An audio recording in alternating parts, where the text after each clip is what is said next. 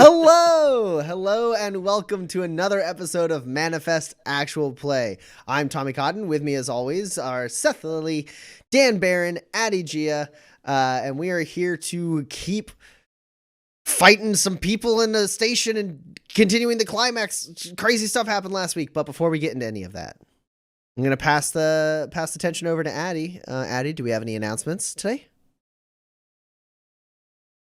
No new announcements. Just the regular old, hey, if you love us and you have the bandwidth to support us, you can do that by following us here. You can also subscribe. If you're an Amazon Prime member, you get one complimentary Twitch Prime subscription, and that could be us if you haven't given that to someone else. The catch is you do have to renew it every 30 days. So if it's been about 4 weeks, you should go ahead and check. You can re-up it early. Should You can set an alarm in also your phone. That's support what I do. us. What? I said you should set an alarm in your phone. That's what I do. Ah. um, that's a good idea. I have not done that. Um, um, you can also support us by liking and following us on Facebook. We are Manifest the RPG on Facebook. And also, uh, you can follow us on Twitter as well. Um, Other than that, are we usually do a charity or some kind of organization that we like to give our platform to try and support.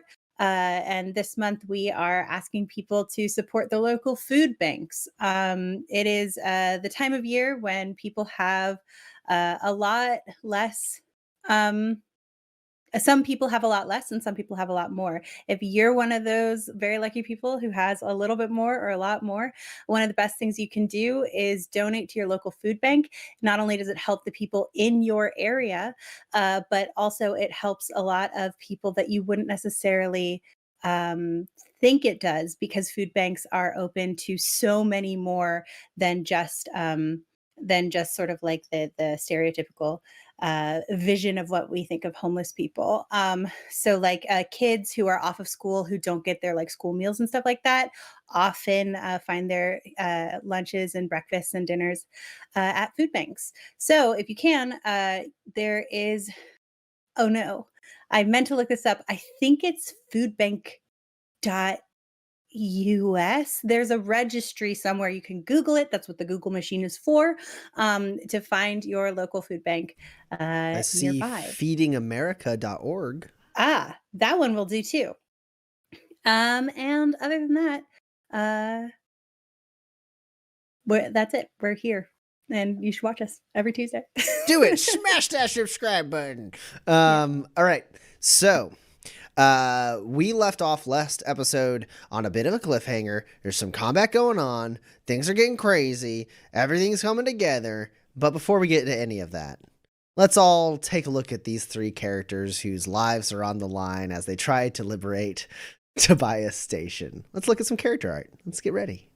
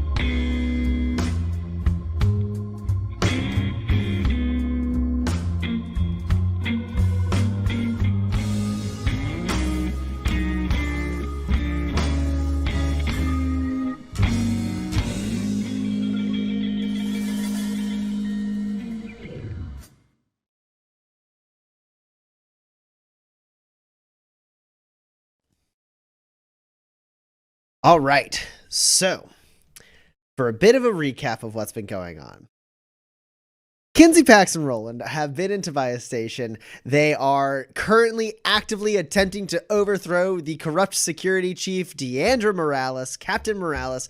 They are charging down a hangar. They've revealed that she has at least been lying about the death of the station master, Eddie Copeland, if not having revealed that she did the murder or anything like that.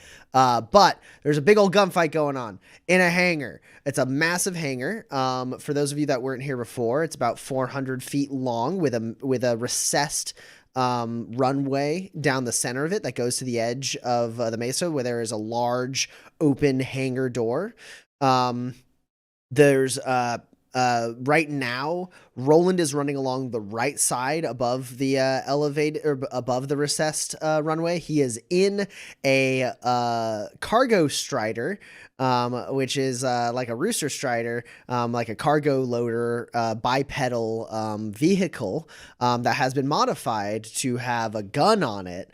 So Roland's in a mech, and he's running down the right side of the hangar. On the left side of the hangar, there are a few guards left, and at the end of the hangar on the left side, there is a large rotocraft that is being loaded with cargo that Morales is currently standing on the like the hatch of, like the ramp, which is open. She's taken a couple shots at Roland, but Leo Riggs, Morales' right-hand man, who has been turned to the side of the drifters, has appeared using his luminescent ability to teleport from the ground level all the way up to this hangar. And he's taken out a couple of the guards there.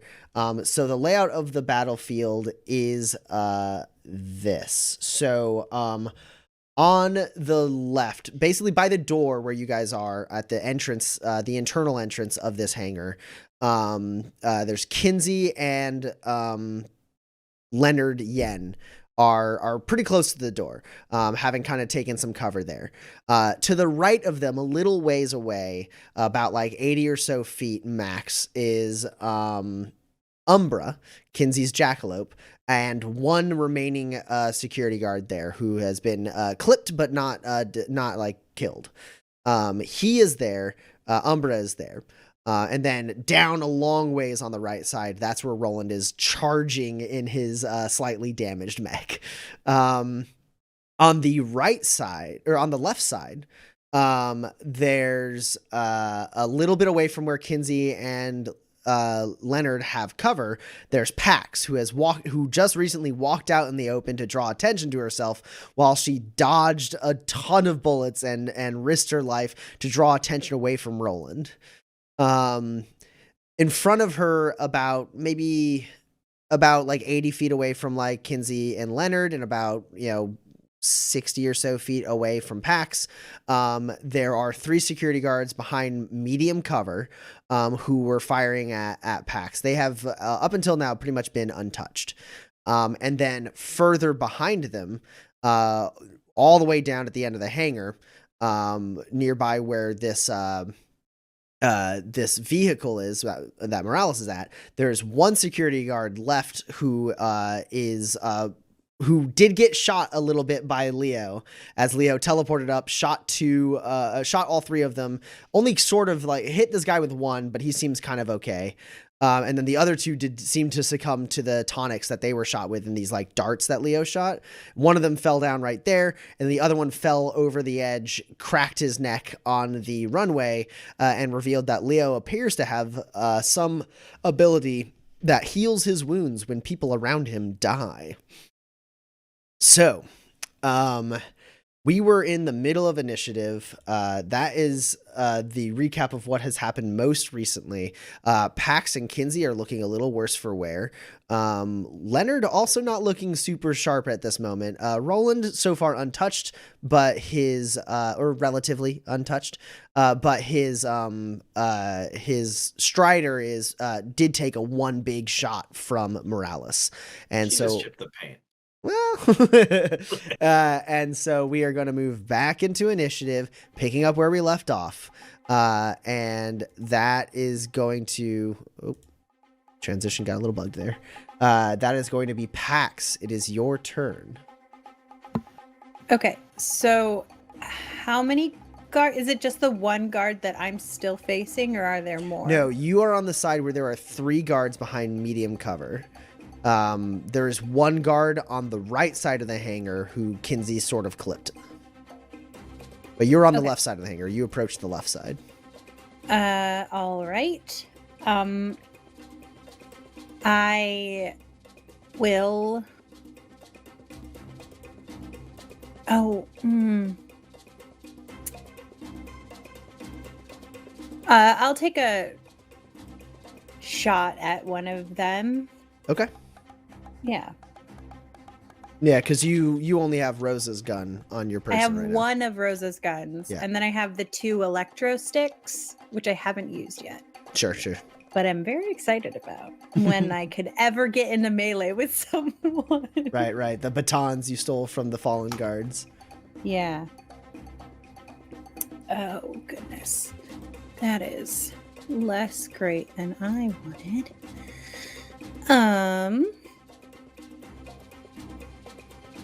That definitely fails. Okay. I have I have a 6. I did a bad roll. Well, I did it also a bad roll. I have a 6. I also don't forget have a you're at a 6. -2. I'm at a +2. Not that it mattered. Oh no, that doesn't matter. Yeah, we both rolled bad. Yeah. So I have 1 6. Okay. So how much damage is that? I'm not spending any grit. Me neither. So that is 8 damage. No piercing. Okay. And then Yeah, so you... I'd like... Oh, go ahead. And then I'd like to sort of like, as if I'd like to run forward towards cover if there's any. Yeah, there's plenty of cover mingled around. This hangar is full of all sorts of workstations, cargo, various like vehicles that are like half like repaired, like that kind of thing. So you're able to charge forward a little bit, slam into cover, taking a wild shot, hitting this guy pretty hard in like the shoulder, and like his armor like shatters as he flies back. Great. That's my turn. All right. Following your lead, Leonard is going to turn to Kinsey. Kinsey kind of pinned down. A little less now that a couple people have been taken out, but there's still that one guy left. He's going to look to you, Kinsey. He's going to go, "You all right?" Well as I can be. And then he gets up like as you're like midway through that sentence and starts like charging forward to like join Pax behind some cover as he levels one of his guns and takes a shot and shatters the armor of another one of these guards, doing a little bit of extra damage too, as he did shoot the Lemaire's gun, the relic that was recovered, that Pax, I believe, handed back to him at the end of her last turn, or the beginning of like 2 turns ago before she went out in the open. So he fires that, slams into cover, and looks to you and he goes, "You crazy?" Yes. He smiles at that. All right. So that's him. Kinsey, unfortunately, you are out of initiative. So we're back to Roland. Okay. How sturdy does the rotorcraft look? Is it armored? Is it built for speed? So it's a cargo vehicle for sure. It doesn't look like extremely heavily modified. Take a look here. Yeah, it is. Is it armored? Gotta check.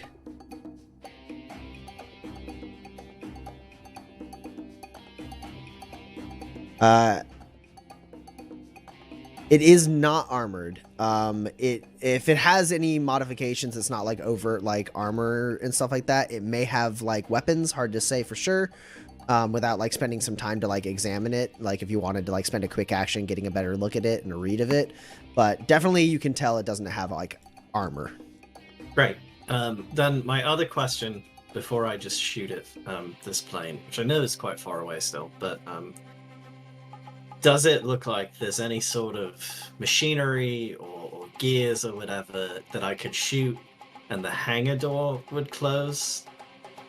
Can I Star Wars lock the hangar door? Probably not from your angle. Okay. If you got like way closer, there might be something like that, but from your angle where you're like running on the opposite side from that far away, if there's any kind of like controls that would actually do that, like you could break it so it stays open. That's not helpful. But shutting it, you would probably need to get much closer. Okay, then I would like to move as far as I can forward, and then I'm going to shoot at Morales' getaway car. Okay. And I do roll drive for this, yeah? Yeah, it is a driver-operated weapon, so you do roll drive. It is a bit far away, so you are at a -1. Okay. Presumably, it's not going to try to get out of the way. You're correct. The engines are not booted up, so it is an inanimate object.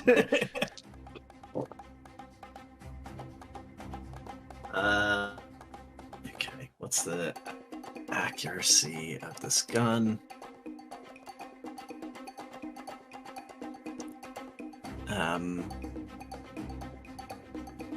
-1? Yeah, okay, it doesn't matter. Yeah, I'm not spending any grit to up the accuracy, so that rotorcraft takes 14 damage with 3 piercing if it matters.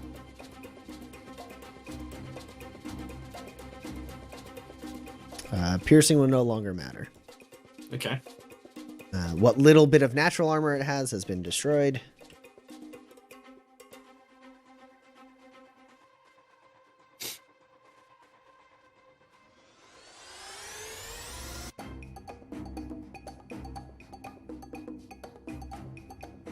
Okay.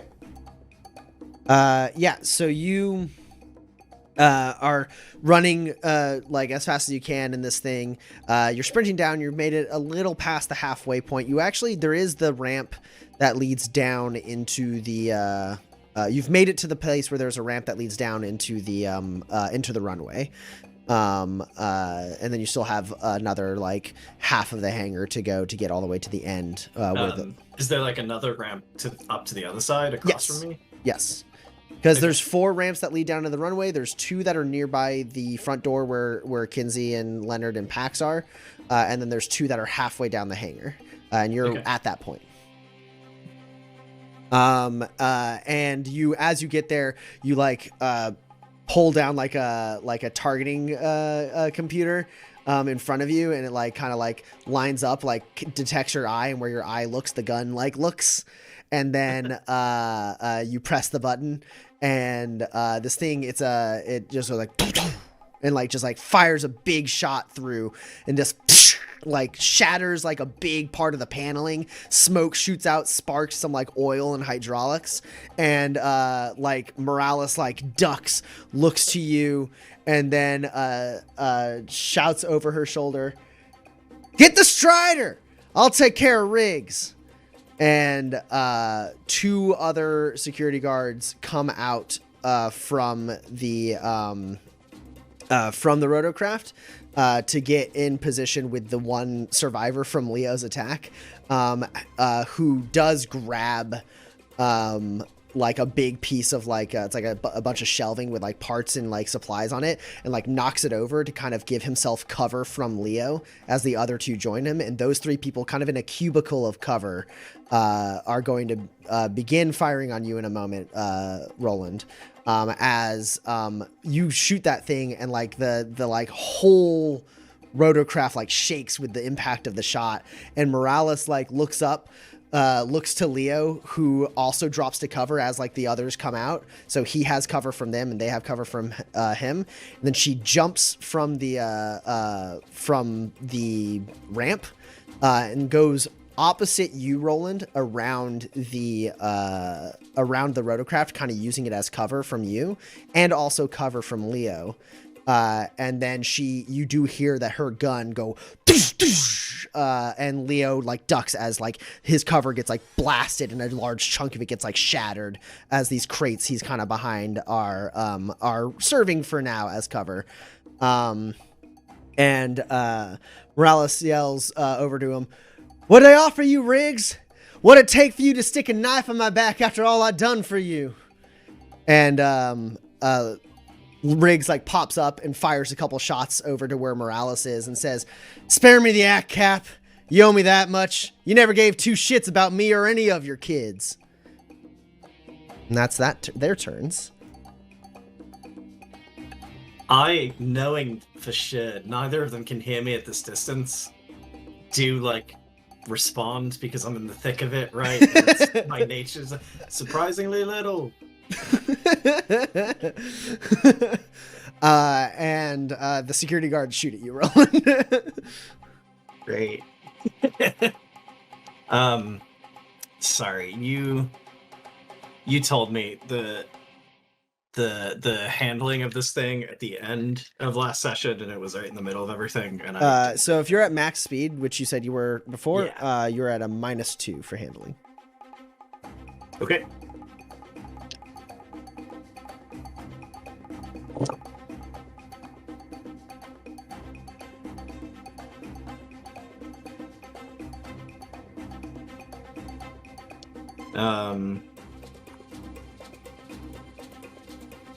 So my high right now is a 7.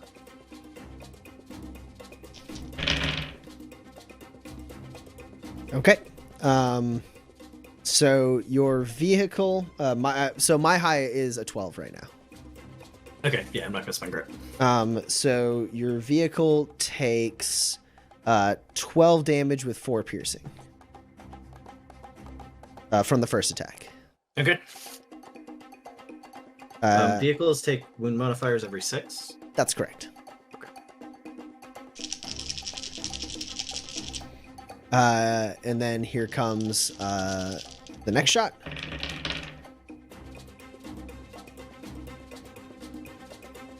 I have a 9. You are up against a 10. Okay. But it does take another 12 damage, as I got a 9 and a 10. Okay.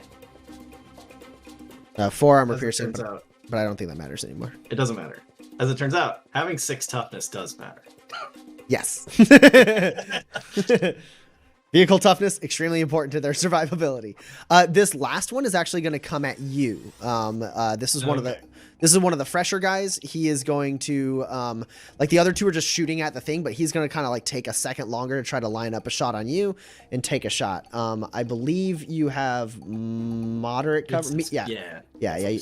You got medium cover. So I still roll at the multiple attacks penalty, right? yes. Okay. So that's basically negated by your cover. Yeah.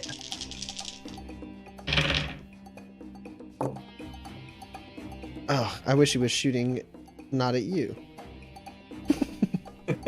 I have a 10. Okay. Yeah, take a grit. So that I can go it strong. Not go it strong. I don't have to spend that much grit. I can play to the gallery. And I have a 12. Okay. So how much damage is that? It is 6 damage with 4 armor piercing on you.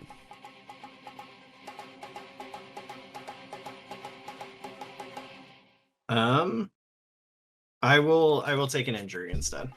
Okay, yep.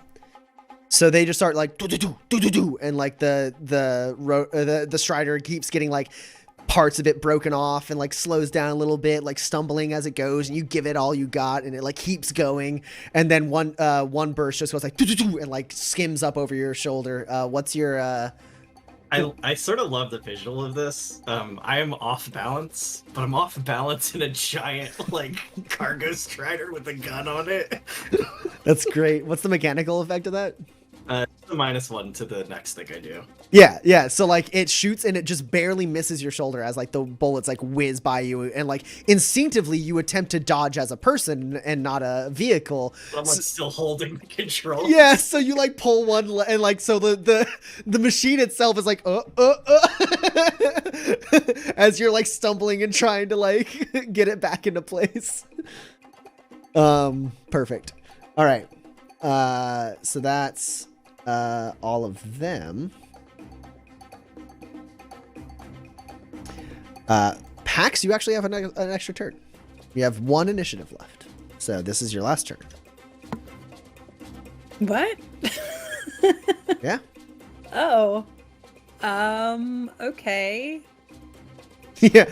We before we got to the stream, she's like, "How many turns do I have left?" And I was like, "I think 1." And I was wrong. You have a second one. You had 3 initiative left, so you get 1 more turn. Roland still has 2 more turns.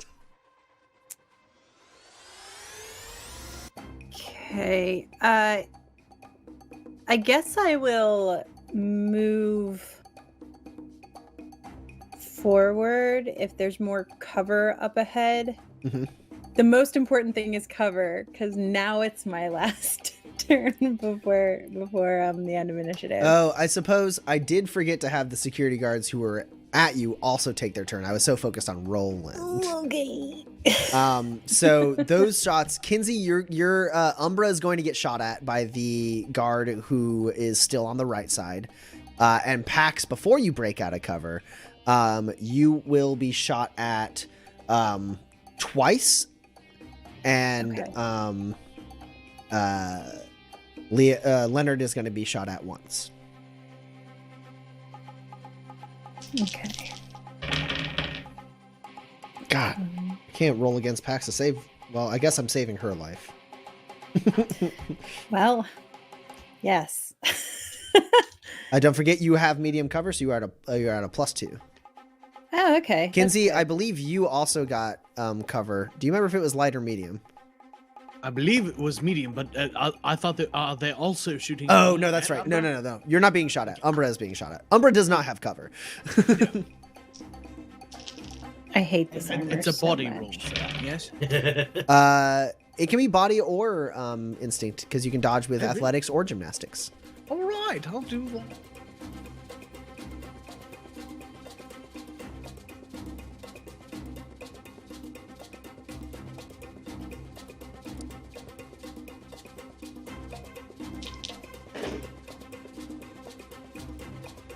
Now, why?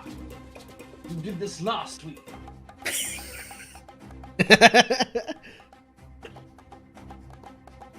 All right, Pax. You are up against a 9 and a 7. Those are your two for both of the attacks. 9 on the first one, or sorry, 7 on the first one, 9 on the second one. Okay, so I have a 10 on the first one. Okay, so you're good on that.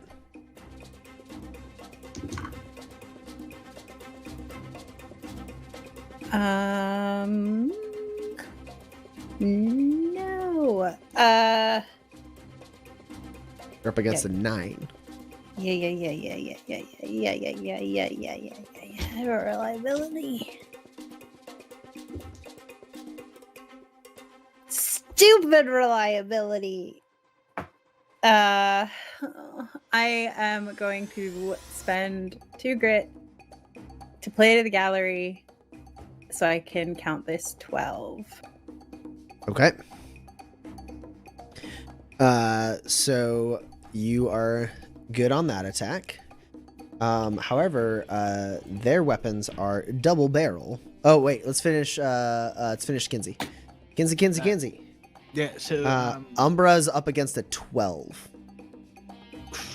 well, I rolled a 5. Okay, Umbra is going to take 12 damage with 4 armor piercing. I guess armor piercing probably doesn't matter at this point for Not Umbra. at this point, no. All right, don't forget that he always has his toughness Yes. because he is much like a vehicle, very tough. I've often thought of him as a big furry car. All right, So their weapons are double barrel. The weapons on the front line are double barrel, so they're going to fire another round. Pax, you are going to be shot at 2 more times. And Kinsey, this next one's actually going to come at you. This guy's going to shoot 1 at Umbra and 1 at you. All right. So don't forget, you have medium cover, Kinsey, so that's a +2 to you.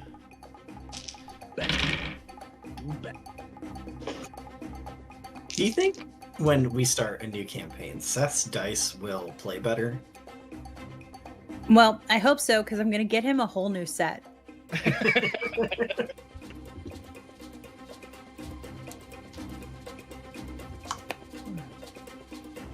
Oh, right. I took a finesse tonic. I forgot about that. Yeah, you guys are all on drugs. Oh. Did I?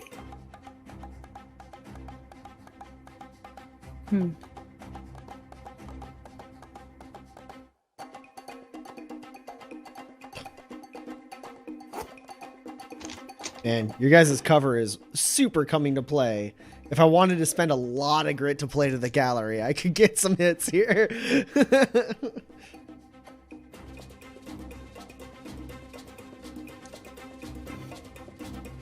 Wow. Wow. For now, Pax, your first attack is a 6. Hey, I get out of the way of that. What did you have? An 11.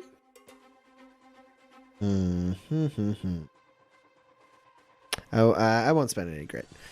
Your next attack, Pax, that came against you was a 5. Okay. What'd you get? I have an 8. Okay. Still have to decide. I don't have that much grit yet. You guys haven't spent enough grit for me to justify a play to the gallery to grab a net hit. We haven't talked to anyone in so many episodes. However, Kinsey, you are up against a 10. I've got a 10, so I at least knock out, hopefully, all but 1. You would hope that. Ah, come on now. Well, the reason you're gonna hope that is because I am gonna spend 2 grit against you. True. Because that doesn't get me 1 net hit, it gets me 2, because now I can play to the gallery, count this 12, and have it explode.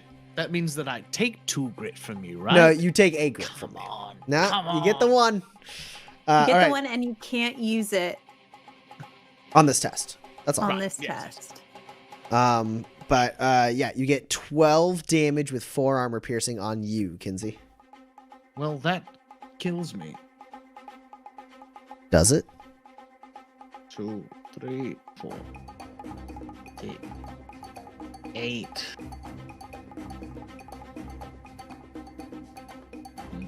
Well, it puts me, let's see, 12 damage is what you said, right? Yeah, So so- with my toughness, I am 1 away from my overflow. Hey, you're still alive, and you haven't used still your you haven't used your once per day resilience roll, so you can regain some hit points. Also, I don't think you've used your shrug it off yet. No, I haven't, not shrug it off. What's it called? Second one. Second wind, yes. Yeah. So And I haven't touched my jackalope. Wild thing to say. accurate though. Yeah, so you're still in the game, Kinsey, with your 1 hit point. Right.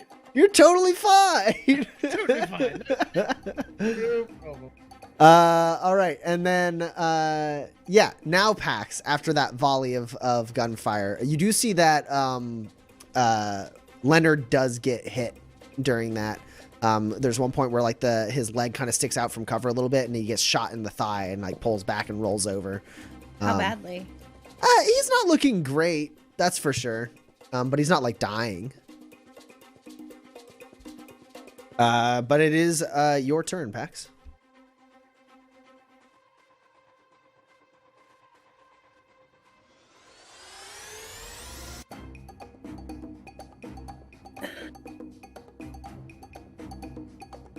Okay.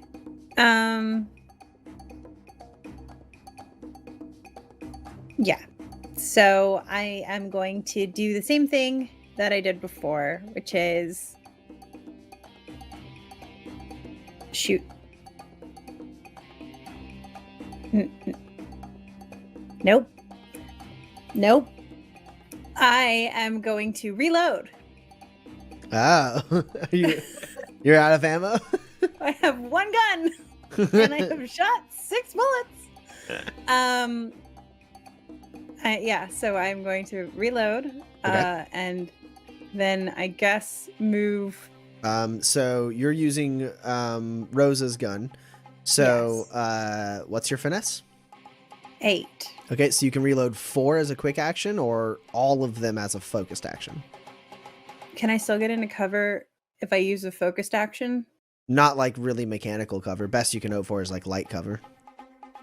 Okay, then I will stay here and Just fully reload. and reload. Okay. At this point, everyone is out of initiative except Roland. Roland, you have 2 turns left. Yeah. This is what I twisted the knife on initiative for. What do you do with your 2 turns, Roland? With 2 uninterrupted, no one getting in my way turns. Could I get this Rooster Strider with a gun on it to the rotorcraft? Define 2. Like, do you want to like get like on it? Well, in a manner of speaking, what I would like to do is to get this thing on a path that it's going to just run into. Oh, the you want rotorcraft. to like I will put a brick on away. the you want to put a brick on the pedal and jump out? Yes. Interesting. All right. So let's, you know what? You got the first turn to try and line it up, right? So roll a drive test for me. Don't forget your wounds and all that. So it's at a -2, We'll call this a speed test. and I'm at a -2, so a -4. What's the speed on this thing at top speed? +1. Okay, so it's a -3.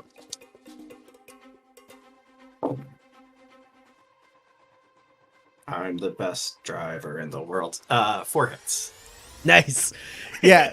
So you're like, and you like kind of lose like footing for a second, and that turns you sideways, and I you think I lose footing a little bit, and I like lose footing towards the ramp. yeah, and you're like falling that way, and you're like, oh, okay, and you like swing the leg around to use that momentum to like step down and leap down and like skip the ramp and land in the runway. You start running along the runway, and you get up the other ramp, and you have pretty good momentum. You're pretty sure if you do well on a drive test next turn, you will be able to like set this thing up on a collision course. It won't hit until basically close to roughly your next turn. If you roll like crap on initiative, it's not going to be your next turn, but like early to mid of next The initiative. beginning of next initiative, it'll happen. Gotcha. Okay. Yeah. I do that. I would also, it's very important, I would also like to jump out of it. Yeah, well, that's part of the drive test. Okay.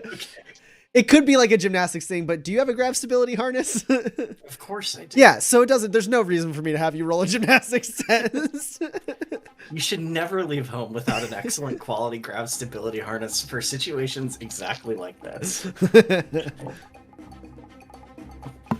Yes, this common everyday occurrence that This definitely happens all the Uh, time. so this one's going to be a handling test instead of a speed test. So it's a -1? So handling's a -2 at top speed. -2. Okay, so I am... Okay, Yeah, no, it's totally worth it. As much as I want to, like, bank up all this grit forever, I will spend 2 grit to play to the gallery. Oh, wait. I don't have to. I don't have to? No, I do have to. Yeah, so I'll spend this 2 grit. So that both of these 10s now explode. Ooh.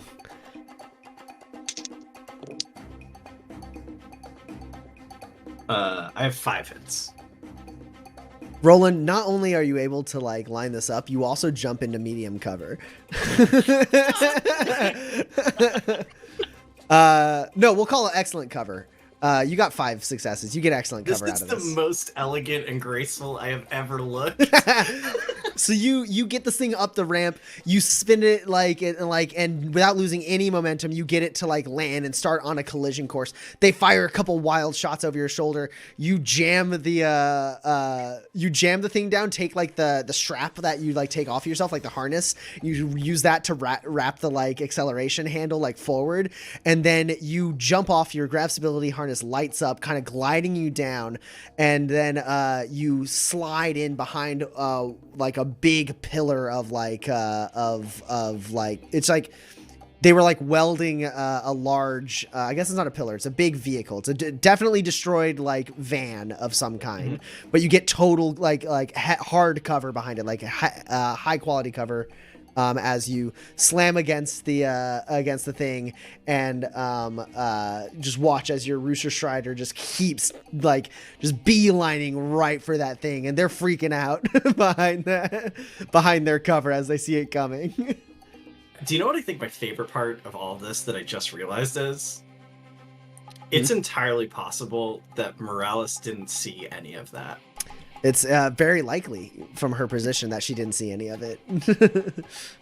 This feels like a metaphor for what has happened to her in Tobias Station. Yep, absolutely. So those are your 2 turns, Roland. You are now in heavy cover, and we need everyone to roll initiative again.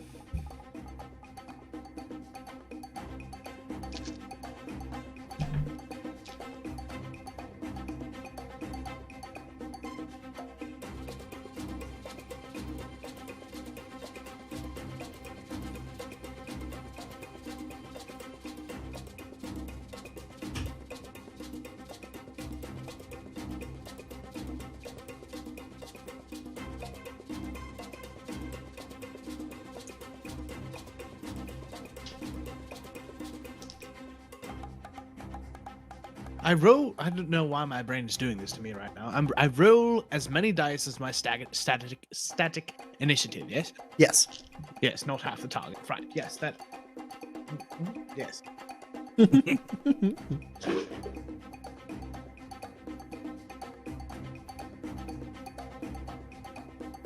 All right.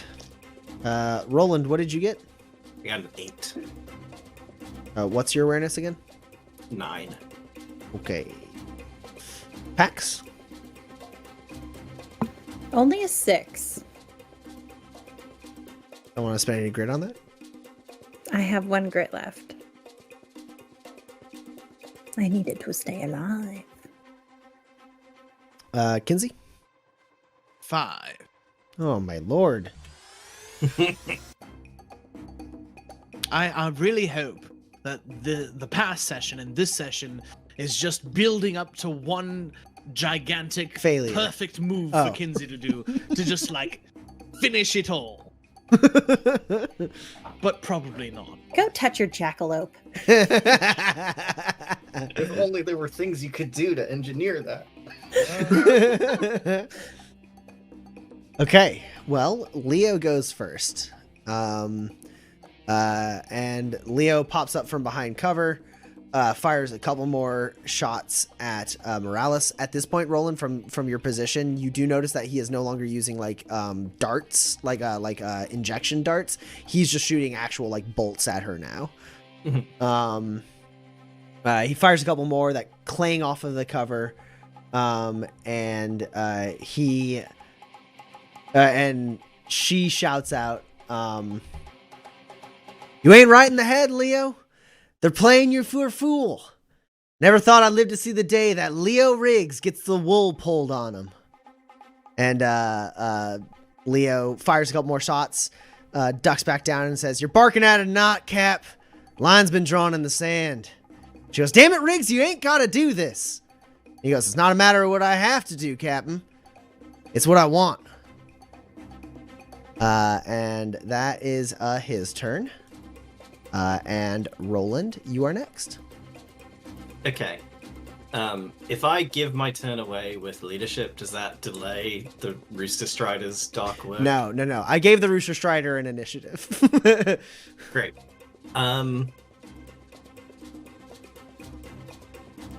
Yeah, then I give my turn. This turn is Pax's turn. No, I'm so sorry. This turn is Leonard's turn. He has twice as many guns. All right. So how do you get Leonard Yen back in the fight out of turn? I whistle very sharply, and then I shout, "Hamish!"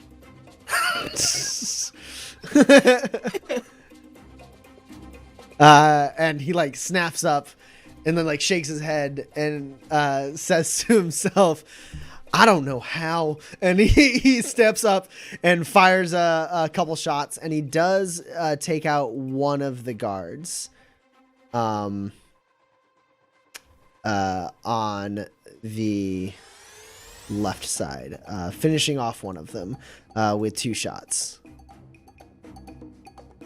As he basically just pops up and lines up a shot, and then just like both almost simultaneously, both shots like hit this guy right in the chest as he like is moving from cover to cover, and he just like spins and flies to the ground in between cover.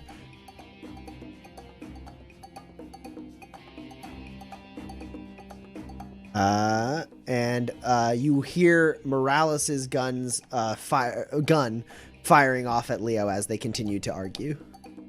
At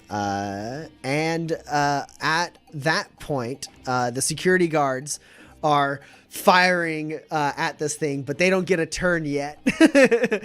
Because I decided your awareness broke ties. Because it's literally the stat that is tied to driving. So they don't have enough time to like shoot this thing dead before it gets in. They fire a couple shots, like ping, ping, ping, ping. And like it doesn't slow down, and it just rams into this thing. It hits, like it doesn't quite go up like the ramp or anything. It like hits the ramp like with its shoulder and like raises the back of the rotocraft, like tipping the nose down, a big crashing sound. The ramp gets like bent and torn out of shape. Go ahead, Roland, roll a drive test for me for your ram. You did a remote ram. Let's see how good your aim was. So this is a handling test. Okay.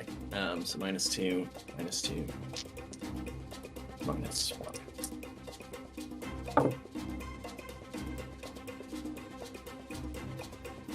I don't have any reliability on this. Okay. It's only 2 hits, but it didn't try to get out of the way, and it does have ram plates. Yes, it does.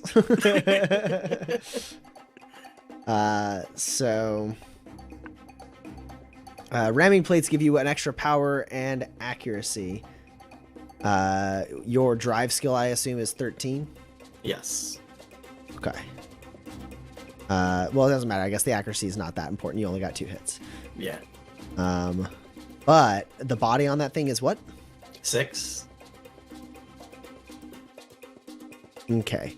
So, and its speed is +1, so it's doing 8 damage per net hit, so that's 16 damage.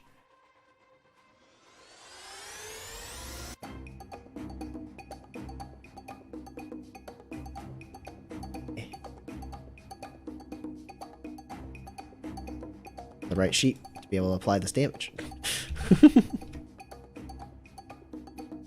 Yeah, so this thing, it doesn't completely take the helicopter out of commission, but the helicopter is effectively out of commission in the sense of it has a bunch of negatives. Could technically still be flown, but this thing, like it breaks the ramp, and then also like cuts in with its momentum like into the metal, like scraping and ripping like the paneling off the side, revealing it some of the cargo hold of this rotocraft, and like knocking crates to the ground, which like burst open with like supplies and money and other like on weapons and stuff, as it like wedges itself underneath one of the one of the like wings that has the like one of the propellers on it, and that wing gets like like smacked up and like very out of place. So like your assessment of the vehicle, Roland, is like that thing probably could get airborne. You'd have to untangle it from the Strider first. Yes. The Strider's kind of stuck in it. It's definitely super damaged. You're going to lose a lot of the cargo, and it's not going to go very fast. and like a sandstorm could blow it up. So yeah, that copter is probably not very useful at this point. Technically still a potential escape route, but not by a large shot. Anyone with a gun could finish this thing off. So having failed to, oh yeah, and then you do, Roland, see as like this thing like slams into the cover that Morales had and does like butt her out of her cover for like a second, and then she like looks to it, sees what's happening, swears. Like you don't hear the swear from your distance and the metal like scraping on metal, but you see her swear as she like adjusts against the cover, a couple bolts from Leo being like ping ping right where she was. It's the security team's turn. So one of them is going to shoot at you, Pax, twice. One of them is going to shoot at Leonard twice. Kinsey, one of them is going to shoot at you and at Umbra. And then Roland, these guys don't have double barrel. They have burst fire, so it doesn't affect you a whole lot. But these three that just failed to stop your Rooster Strider attack are going to fire on you. Okay. Don't forget your cover. I wish they wouldn't. I understand that they must, but I wish they wouldn't. Excellent cover is a +3, yes? Yes, and they are at a -3.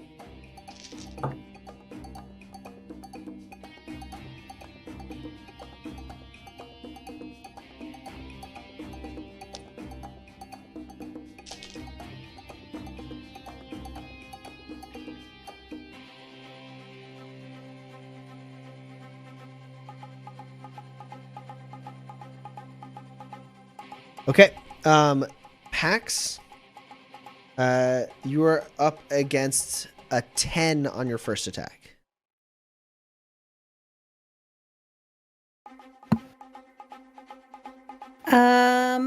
Let's see. So I'm still in moderate cover, Yep, right? you have a +2. Okay, so that is a +2, which negates my wound penalties. Mm. And then I have a -2. Was I shot at 2 times or 4 times last round? I think it was just 2, because they had double barrel. But maybe it was 4. It was 4. You were Okay, shot at great. twice. Okay, great. Well, then none of these count. Hold on, I have to do a reliability. They went before you? What? They went before you. Yeah, you took a turn to reload, remember? Oh, I thought that they went. Okay, never mind. Great. Then I can count these. It doesn't matter. You still hit me. I have a 9. Ah, okay. So that's 6 damage, 4 armor piercing. Say what? Yeah? Yeah, 6 damage, 4 armor piercing. I'm down. You're down. Okay. I am at 0 Okay. with 2 armor. Uh, Do I have to spend a grit to stabilize or anything, or am I? no. If you get into exactly 0, the grit is to be if an attack would push you into your overflow. Below. You can Okay. spend grit to not go into your overflow. Great. That just happened to me. Ah. So with that, the second shot from that guy is going to swing over to Leo or Leonard, and it is going to hit Leonard.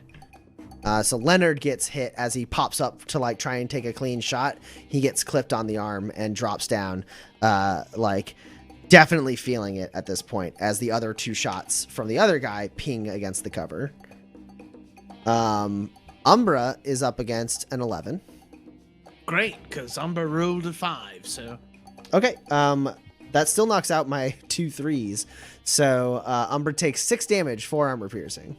Alright, Umbra can handle that, at least. And Kinsey, you are up against a 10. Ah, well, I rolled a 9, so... Okay, well that does take away what I had. But you are at, you take 6 damage, 4 armor piercing. Yeah, so Kinsey shot very badly, like, knocked to the ground, passes out for just a second, wakes up, and is immediately shot again.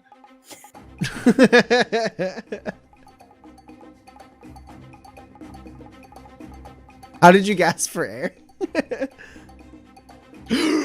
No, I'm saying like what did you just do something mechanical? No, sorry, that was a literal second win. But you're not down. Then you're not down. I spent a grit for down and not out, and immediately used my second win to have 10 hit points so that I could get shot again. Did that happen last turn? I mean, it happened at some point. Oh, okay. I thought you were down. You got down down to 1 hit point last turn. Oh no! Sorry, I got down to 1 overflow. Is what that would have knocked me into. So I didn't say this, but I had to go into down and not out. Got it. Okay, I thought you had 1 hit point left that you weren't 1 into your overflow. Well, that's different. All these shots are going against Umbra. Umbra is still kicking. All of them. Yeah, if you're down. So the thing is, you can't actually second win until your turn comes. Oh. And Sure. And so the shot that was going against you, the 10 is against Umbra instead, because this guy is Can I re-roll for Umbra using Umbra's dice? Yeah. Roll for Umbra. Yeah. Do Umbra defense test. If you're down, if that dude took you out last turn and you're not like sitting there like still on your last leg, he's just gonna try to double tap this jackalope that's coming after him. That's what I would do.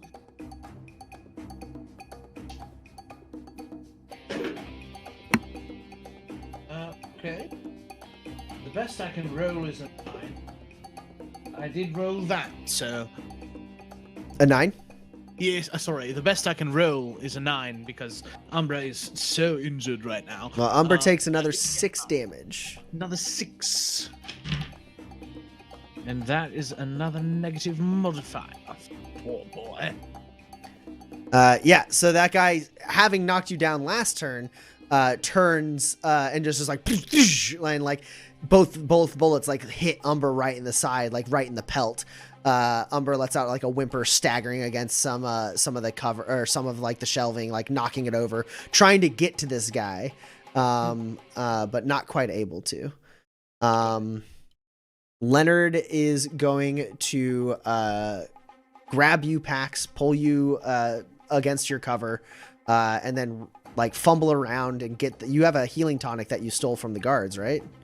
I do. Yeah, so he's going to take that out and like down it down your throat. Okay. So you heal 6 hit points, and their side effect is restlessness, which means does that stack? Oh, yeah, I mean, if you already had, I didn't think Roland's gave you restlessness. I already have it written down that I have restlessness. All right, well then, you have restlessness for longer now. Double restlessness. Not super bad, because restlessness just means you can't sleep very well, so you that would require me taking a rest. Yeah. I don't. Yeah. It means you don't recover as many hit points when you rest, or take a breather. But sure. Yeah. So Pax, you drink down this tonic. You're like you come back, kind of waking up, and you like are able to kind of like get your bearings as like internally the tonic starts like going to work, like, you know, pumping up your organs and getting you like you. It's like you just got hit with some stims. You're not out yet. And Kinsey. I again hate to play for the other team. I believe you did shoot at me a bunch also. Did we not resolve any of those? No. Sorry, you're behind heavy cover, so like, what are they gonna do? You're right. We shouldn't bother. Yeah, that's fair. You're up against a 9 I on the have a first 13. attack. Okay, first attack is a 9. Next attack. Nope, can't count any of those. It's a 1. I have a 9. Okay, all right. This guy's gonna get you. This is the one. I hope not. Oh, I could count those if I wanted to play with the gallery. 6. I have an 8.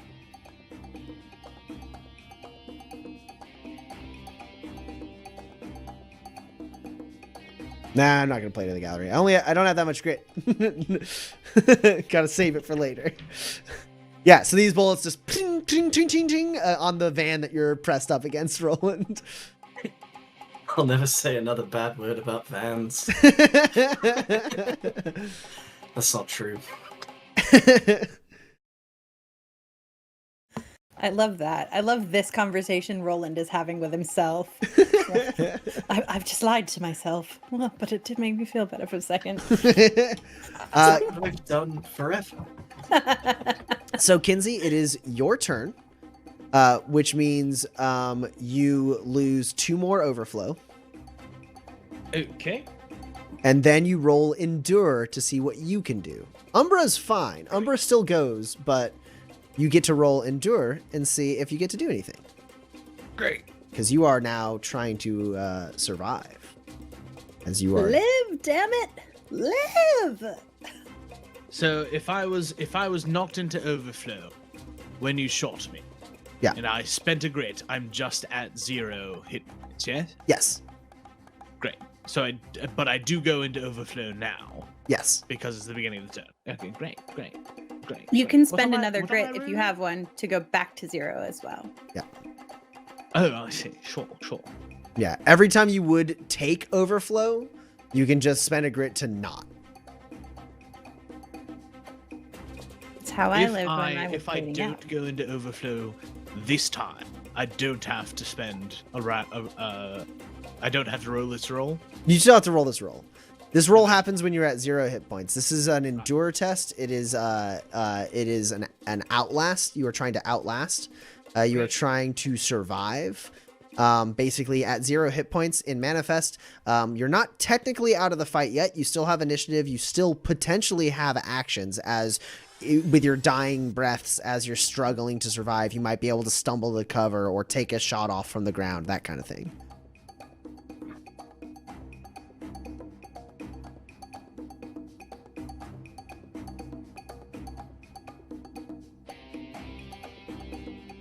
Don't forget any things you might have that give you a bonus to endure also.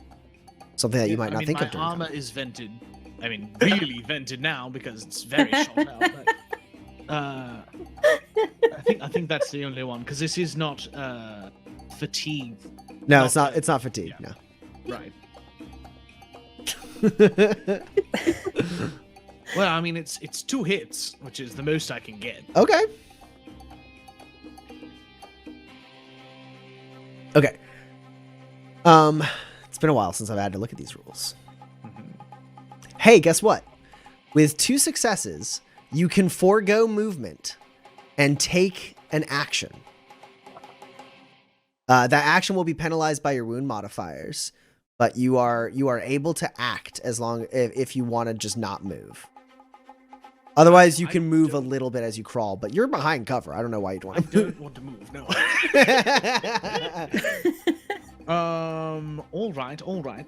At this point, can I get out of good? This point you can because you rolled endure and are allowed to take any action at all. If you rolled 1 success on this or 0, you wouldn't be able to second wind because you would be too hurt to do so. Good. And if I use second wind, my question is, should I spend that grit to get myself to 0? Does that make sense? Or if I use second wind, does it heal? It heals from 0. Outlast, you're- once you take Outlast damage, Yeah. it's locked in. There's no way to get rid of Outlast damage unless you rest. Okay. So no matter what I'm at. Or sorry, I say Outlast, but I mean Overflow. Your Overflow damage. You've like taken that I 2 have overflow to, damage. No matter what, but I can heal myself back up to 10 HP. To 10, yeah. Because when you heal, Right. it goes from 0 and up. Your Overflow is just a matter of like... your Overflow is like your cat's 9 lives, right? It's like the you can kind of survive, but if you go down to 0 again, it's going to be a lot harder for you to survive. That makes sense. Yes, absolutely. So yeah, I going back to the narrative of I was shot very badly. I'm like leaning against my cover, definitely pass out for a second, and then I sense Umbra being shot twice, and I think that's what brings me back enough so that I can use my second wind. Nice. And once again, it sounds like. Thank you. And then I would like for Umbra to attack this person that shot him. Yeah, absolutely. You also can still take an action because I believe I can. if I'm not wrong, I believe Second Wind is a free action. Perfect. Then I'm gonna shoot that guy before Umbra attacks him. Okay. So he is behind light cover from you, so you're at a -1. A -1. Sure.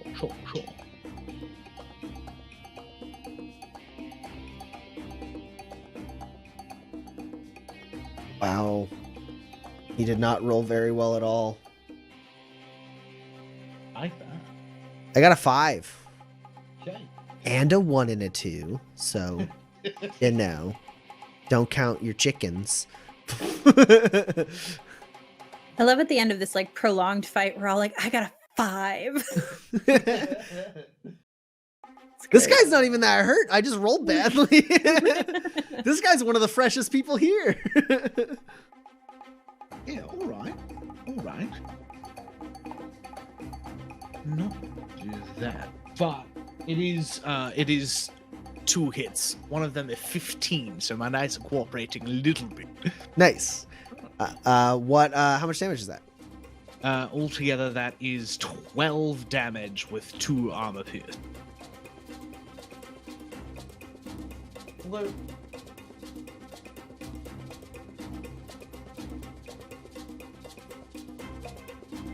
Okay.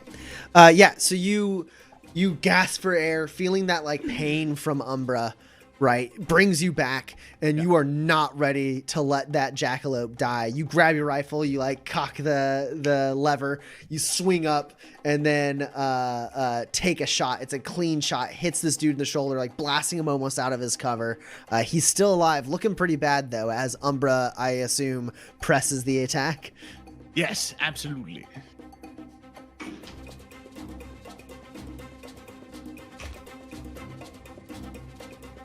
And that is a body.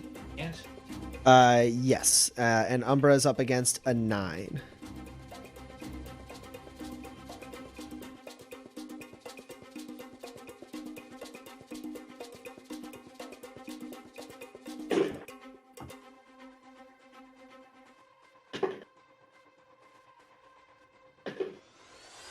I unfortunately can't beat a 9, but I did roll the highest I can, which is an 8. Okay. So Umbra's first attack whiffs. But Umbra has another attack. Sure does. And now I can't roll a 9.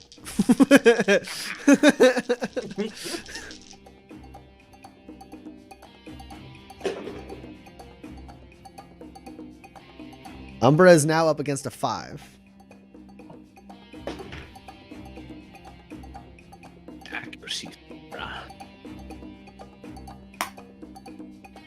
All right, I've got 5 accuracy. How many net successes Sorry, do you have over a 5? Over a 5?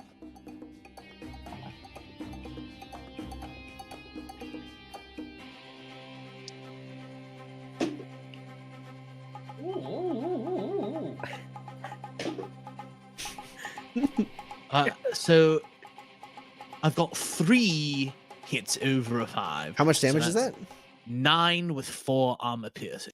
Yeah, so Umbra, you shoot this guy. He kind of stumbles, and Umbra presses the attack. The guy kind of being removed a little bit from his cover. Umbra just like full on rams that cover with his antlers and like throws it up in the air. These crates burst open with like supplies and like and bits and baubles as they shower around. And then the guy like stumbles back, and as he stumbles back, Umbra just plants his front limbs down, spins around, and kicks as hard as he can. With his back legs, hits this dude right in the chest. You hear a loud crunching crack as this dude flies 10 feet away from Umbra and slams into the ground, completely dead weight. Attaboy. Yeah, and Umbra can still move if you want. Yeah, I'd like Umbra to come to me. Yeah, and so then Umbra just 2 big bounds, lands down next to you, and like starts like sniffing at your wounds. It's all right. I got it. And Leo and Morales continue their shootout. Nope. As they've stopped shouting at each other at this point. Basically, Leo takes a couple more shots and like glances over. Looks like he's trying to figure out how to take care of the guards that are to his left and kind of behind cover from him, but he's still laying down fire, keeping Morales pinned down.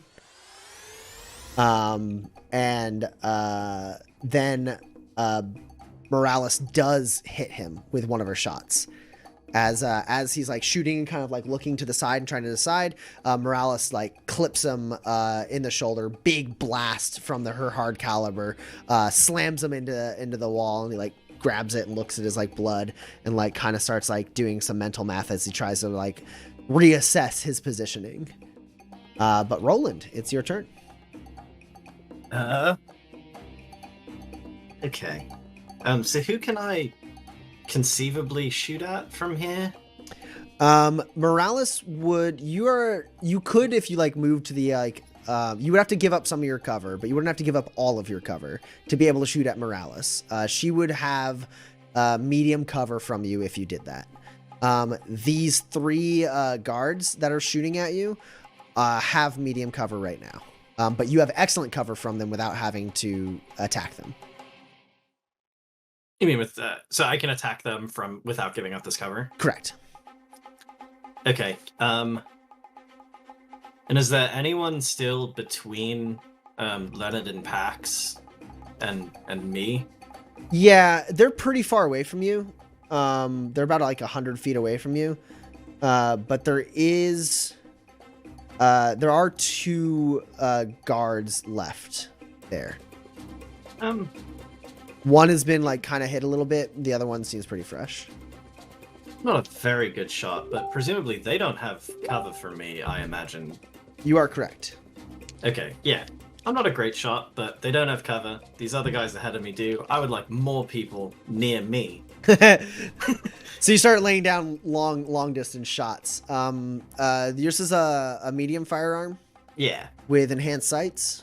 It doesn't have enhanced sights. I do have clear sight though. Okay. Well, clear sight is not range based. It's sure, it's visibility though. Yeah, in yeah. case it matters. So we'll put this at a we'll put it at a -1. Okay. Because it is a rifle, and they don't have any cover from you, so it's not the hardest shot in the world, but it is a bit. I'm not a very good shot, is the thing.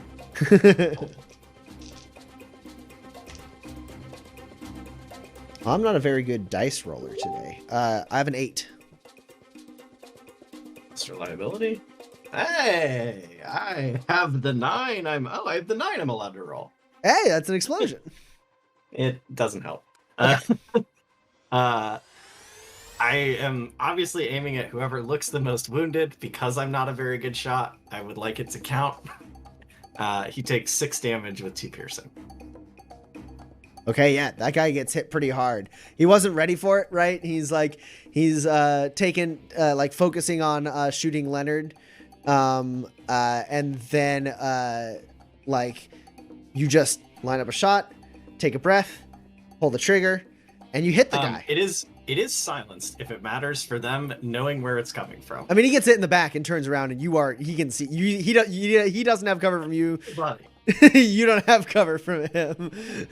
He turns back. He sees the like wrecked rotocraft, and you like sitting there pointing a rifle at him as you did just shoot him in the back, and he like slams against the crate, blood splattering in front of him, and he like kind of leans against his wound and looks back over his shoulder and sees you. A little surprised that you were able to hit him. All right. It is the security team's turn. That guy is going to shoot back at you, Roland. Okay, well, he's got a double-barreled gun. I imagine the range is a significant factor for him. It's not as great as yours. Was I down? He's also hurt. Did I go? Was I down and that's why I didn't go? Yeah, I didn't have you roll an endure test now that I think about it. Okay. I skipped over you because I got straight to Leonard. Yeah, can I do that? Yeah, roll an endure test. See if you can take a turn. I'm bad at endure anyway, so it's probably nothing. Okay.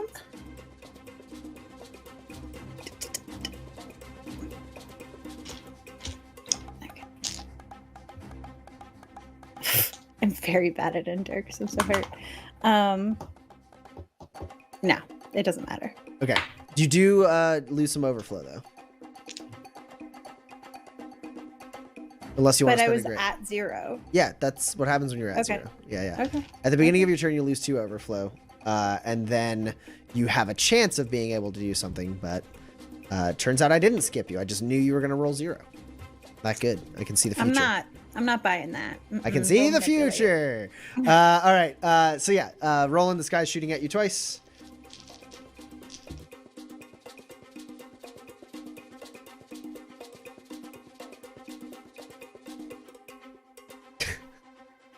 Well, I have no successes right now, but I could if I wanted to spend grit. I have an 8.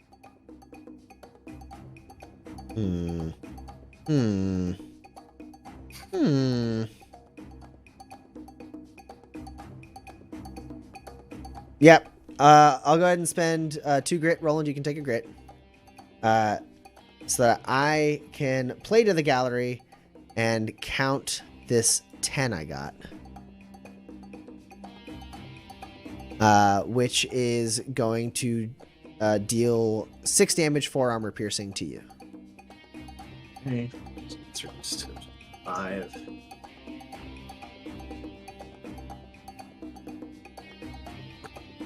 Ouch. And then his second shot on you. I don't have any grit shenanigans. Well, I have 1 grit shenanigan I could do on this. I'd have to go it strong to avoid negatives. I have a 3. I have a 7. Cool. I'm not gonna go it strong. Thank you. It would only give me 1 net success. It's not worth it, and it doesn't even explode. It's not a good. It's very bad. Okay. So. That is the shots on Roland.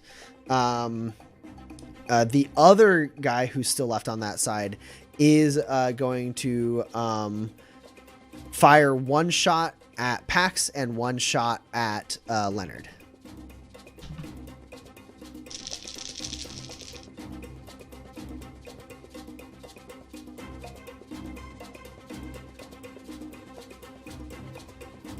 Pax, you are up against a 9. Oh, and Leonard totally dodges his.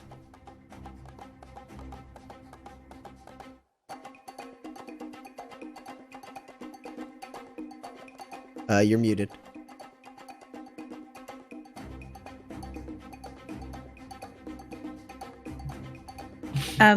Because I didn't do anything on my turn, does that do the...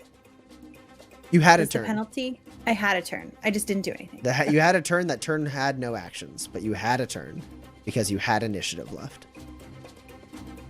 So your penalties reset there, or your defense penalties.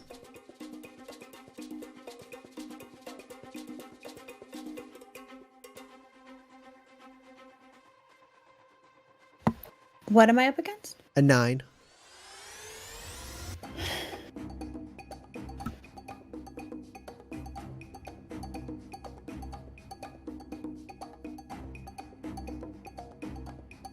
Okay.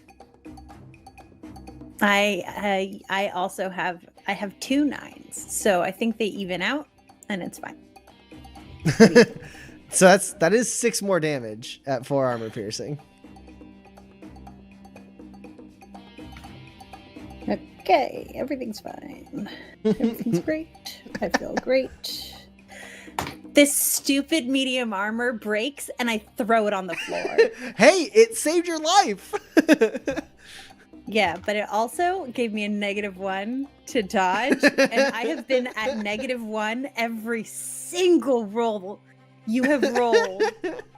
I could not roll higher. You have to know this is karma for the rest of the history of Manifest, where any penalty has gotten you so many additional hits.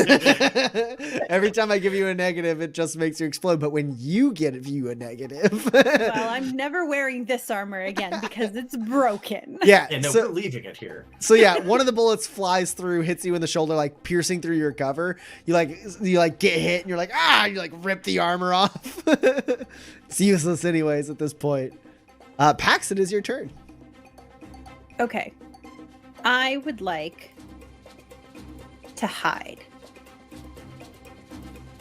Interesting. How do you plan on pulling that off? I am behind cover Mm-hmm. and very good at hiding. They know you're there though. Right. But like I don't know. I was thinking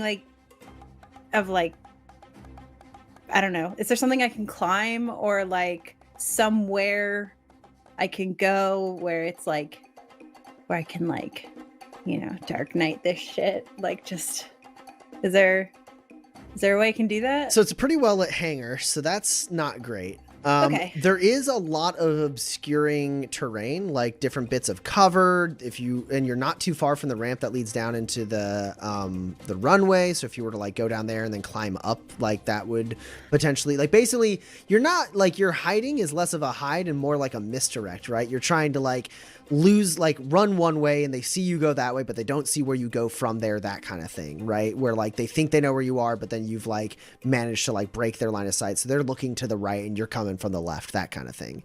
Sure. There is definitely a potential for you to pull that off. It's kind of hard because they're trained on you right now. And it's not like dark or anything.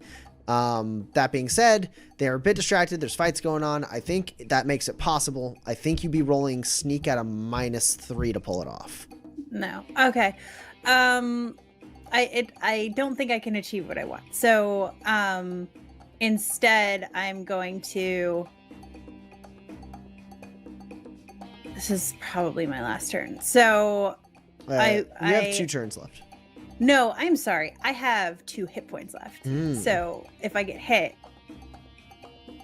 I'm probably not in a good way. So why not make it flashy, I guess? And I'm going to holster Rosa's weapon and take out these 2 electric batons and just like headlong run at these mofos. Yeah, you've been trying to have a gunfight and you can't take it anymore. You get shot through your cover. You rip off the armor. You grab the 2 batons. You shove Leonard off of you, and you just leap right over your cover and just sprint at these 2 guys. You can definitely get to where they are. They are not prepared for this bull rush from you. So yeah, go for it. They don't have any cover from you. Cool. One of them is very hurt, right? Yes. Leonard shot him and Leonard and shot Roland. I think you actually may have hit this guy. Leonard finished off a guy that maybe he shot. Either way, he has been hit twice. He is very cool. hurt. I think I will hit him first. Okay. The guy who looks worse. I also, I don't actually have the stats for these guys. All I have is that they haven't. No, that doesn't make any sense. They have ergonomics and electric, and it's a medium melee, so 3 power, 4 accuracy, 1 reliability. 3 power, 4 accuracy, 1 reliability. And then ergonomics is a plus one to the skill. Plus one to the skill, and then electric has its additional effects. Yeah.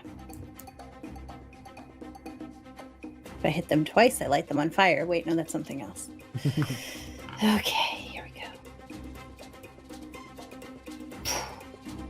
Okay.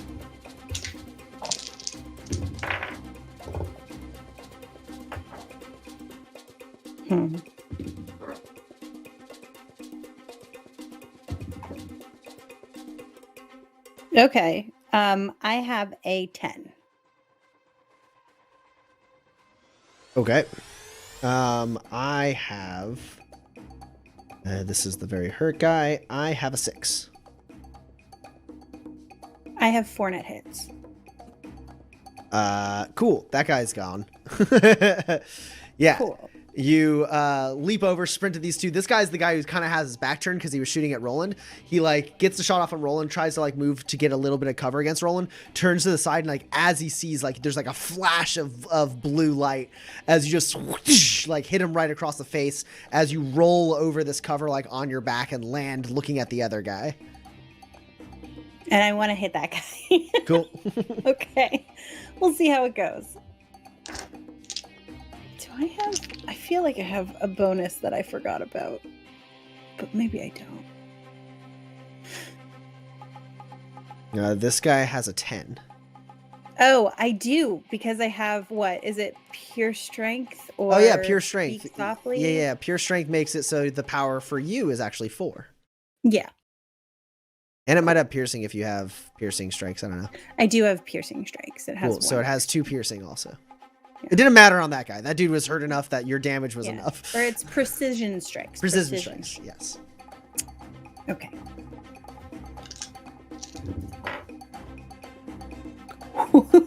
No, that's such a bad roll. Oh my. Okay. Thank goodness I have so much reliability. Okay, well. Turn into a good roll really fast because of reliability? Sort of. I have a 10 again. Okay, well that destroys my 10s. Okay, cool. Then it's just the 1 net hit. Okay, so that's 4 damage with 2 piercing. I rolled 4. I rolled a 1 and then, or 2 1s and then a 17 and an 18. And then I rolled another 1 and then I rolled a 10. So I have 3 1s and a 10. Yeah, so you knock one dude completely out and you like jab the rod into the chest of the other guy and it electrocutes him a little bit and he stumbles back a little shook by it. He's going to be at a -1 to his next tests and also his initiative goes down.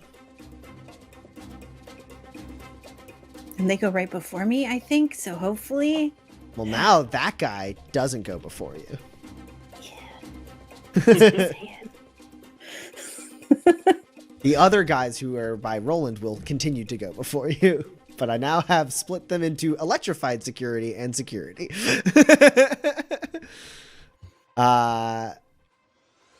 Following your lead a little bit, Leonard is going to move from cover to cover, not completely bull rushing this guy. But he is going to...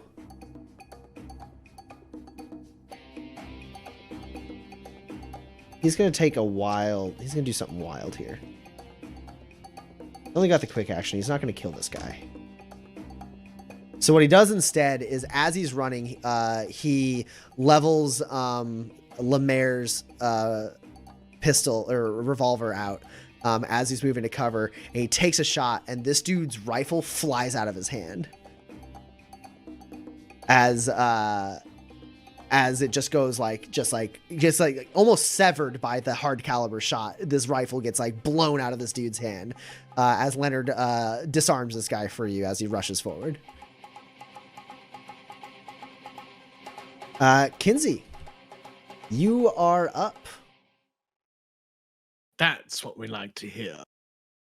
So now it's only the people that are around Leonard and Pax left. Yes? There's one who is nearby Pax and Leonard, who just got disarmed, and then about 100 feet down from there, Roland is a little bit pinned down as three completely fresh. I can't remember. Did you hit one of them? No. Leo might have. But Yeah. Three relatively fresh. One of them got a little shot. Are like just like unloading on the van that Roland is behind. Right. Before I take another action, do healing tonics work on jackalopes? Yeah. All right. The side effects also affect jackalopes. Well, I have one that has mute, and I don't think that's very much. But I don't know if I should save. I think it will be okay if I save one and give that one to Umbra. So you're giving a tonic to Umbra? It's a standard tier 1 health tonic with a side effect mute. Okay, that is 3 hit points back to Umbra. Big money. You feel this weird thing where as you're like here take this, and like Umbra like gulps it up. You see like a couple of the wounds like kind of heal a little bit, but that telepathic connection that you have with Umbra gets just a little like fuzzy. It's a little harder for Umbra to communicate with you, it seems. Okay, that's all right. And then is that a quick action or a... That's a free action. Beautiful. Then I would like to mount Umbra and ride in guns blazing. Okay. So I'll use Umbra's entire turn. Can I get all the way to where those fresh people are? Roll a wrangle test for me. Okay. We'll put you at a -3 just based on the sheer distance of it. And then is there any kind of cover between here and there? There's plenty of cover scattered all over the place. Yeah. Great. Okay. Cool. All right. Let's wrangle this out, hey. Now, are you trying to get like right up on them, or are you just trying to get within range to shoot them? I think within range. Okay, only a -1 then on your wrangle test. Mate. And you can use Umbra's speed for this as well.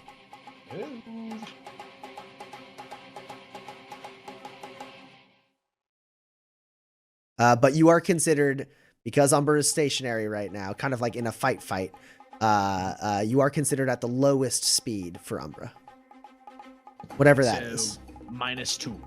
Cool. So then it is a -3. Great.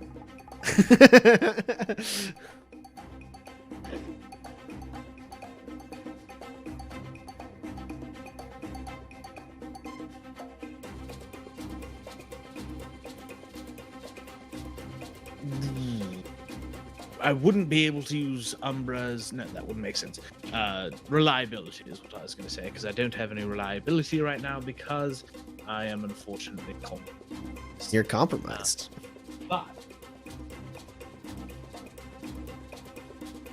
that's 3 hits. Okay. Yeah, you are able to get within range. You will have to use a quick action to like get in cover if you want. But you are able to like get within range. Basically, like you rear up on Umbra and then like leap like over, like you leap from like the end of the little like platform that is like at the very edge of the runway, like looking down the length of the runway, and Umbra just does a massive leap over that, just bounding over, silhouetted against the exit of the hangar, lands down and just starts like running towards where Roland is. And if you want to get into moderate cover, you have to spend a quick action to do so. Otherwise, you can have your whole focused action to do whatever you want, but you will not be in cover. I want to shoot them so much that I don't think... Can I use Umbra's quick action? Cover since we're... No, Umbra's whole turn was getting you to where you are. So, makes sense. I really want to shoot. You still can. You have your pistol, right? That's a quick action. It shoots 3 people. But I have a gun that shoots 3 people, but then I want to shoot them again, I guess. But I think getting into cover, just seeing how this fight is going so far, is more important. So. Yeah, I'd like to. Ooh. I think I can kill them. So I should just shoot that one 3 times. I no, it doesn't matter. I can shoot them all 3 times. Right. Let's just shoot this guy. Jesus. Okay, so you use a quick action, staying on top of Umbra to get into moderate cover, or do you wanna hunker down?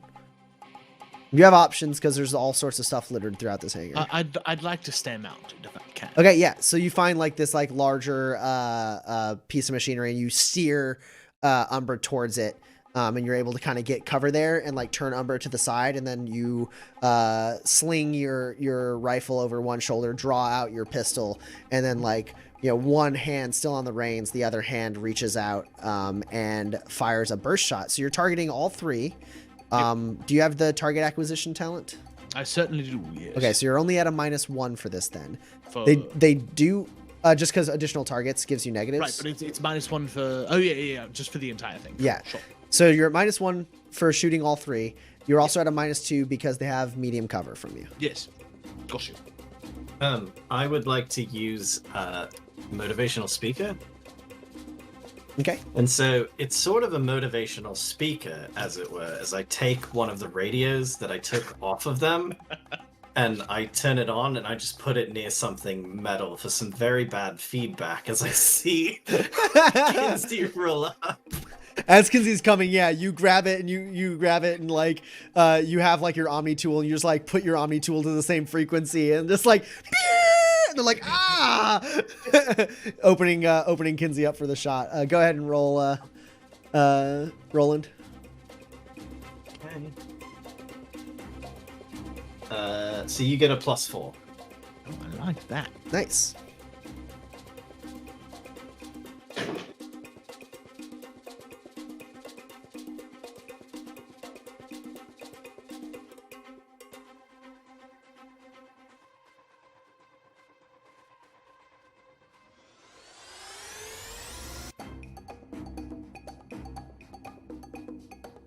Yeah, that's so right. That's I'm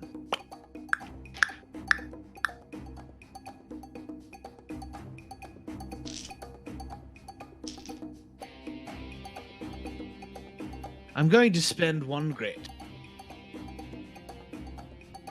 and add it to this test because that is such a good task. I want to make.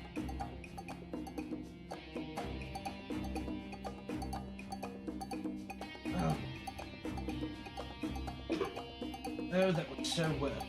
I've got a high of 14. Wow. Well, you're gonna hit all of them. Mm-hmm. This guy. So I have a 10, an 11, and an 11 respectively for all of them. How many next successes over a 10 and an 11 if it's a different number? Over a 10, I have 2 successes, and over the 11, I have 1. Okay. The dice still want to play D&D. So you rolled a 10 then? A 10 and a 14. Yeah. And a 5. And how much damage is that with 1 success and 2 success respectively? With 1 success, it is 5 damage with 2 piercing. With 2 successes, it is 10 with 2 piercing.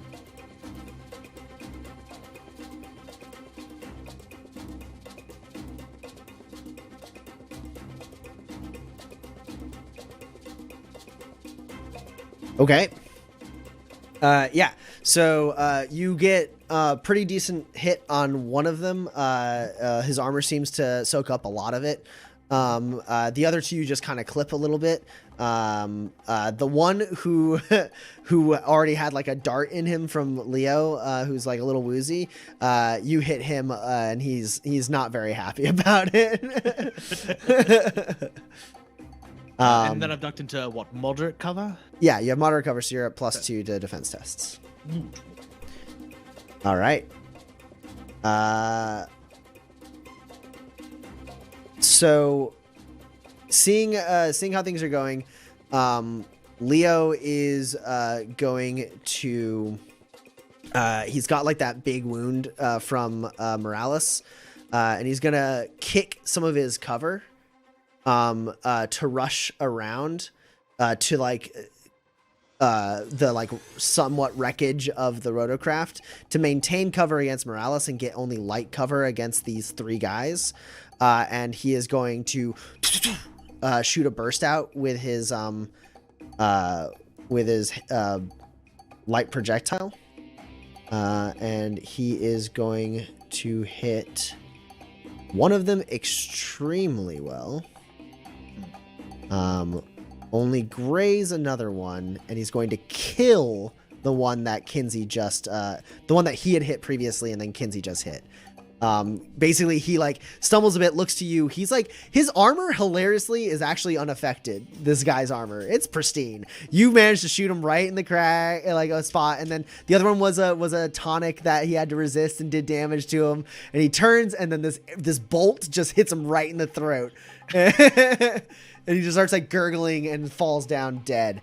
And you watch as a green energy kind of like moves around his wounds and pulls off of his body and wraps around Leo Riggs's wounded arm, and his flesh there seals up cleanly. Illuminated people are people too. It's okay. It's okay. It's normal. It's normal. And that's Leo's turn. There's now 2 people left, where Leo, Kinsey, and Roland are fighting, as well as Morales. And Roland, it is your turn. Okay. I'm gonna shoot at the guy in front of Pax. Okay. So same penalty as before. That's a -1, I think you said. Yeah, for the distance.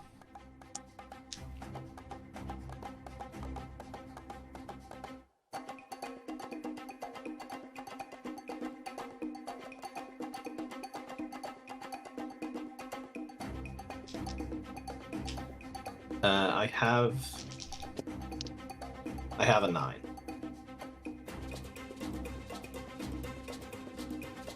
He did get a 10. Oh, that's me. But now he's at an additional -1 because Roland pops a shot off on him. So yeah, this guy gets the gun shot out of his hand, and then another bullet goes phew, over his head. This guy all of a sudden realizes he is in a bad spot.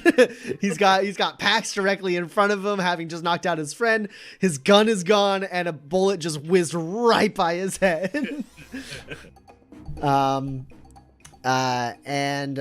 For narrative's sake, Pax will have it be your turn. I'll have the security guards nearby Roland and Kinsey hold their action until after Pax.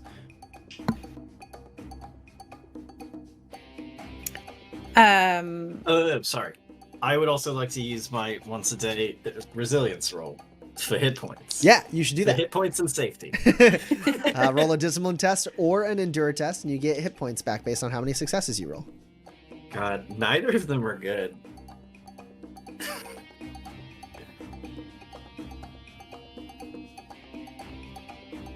Okay. I get 2 hit points back. Hey! Pax, what do you do? Yeah. Are you thinking about holding your turn? No. Okay. No.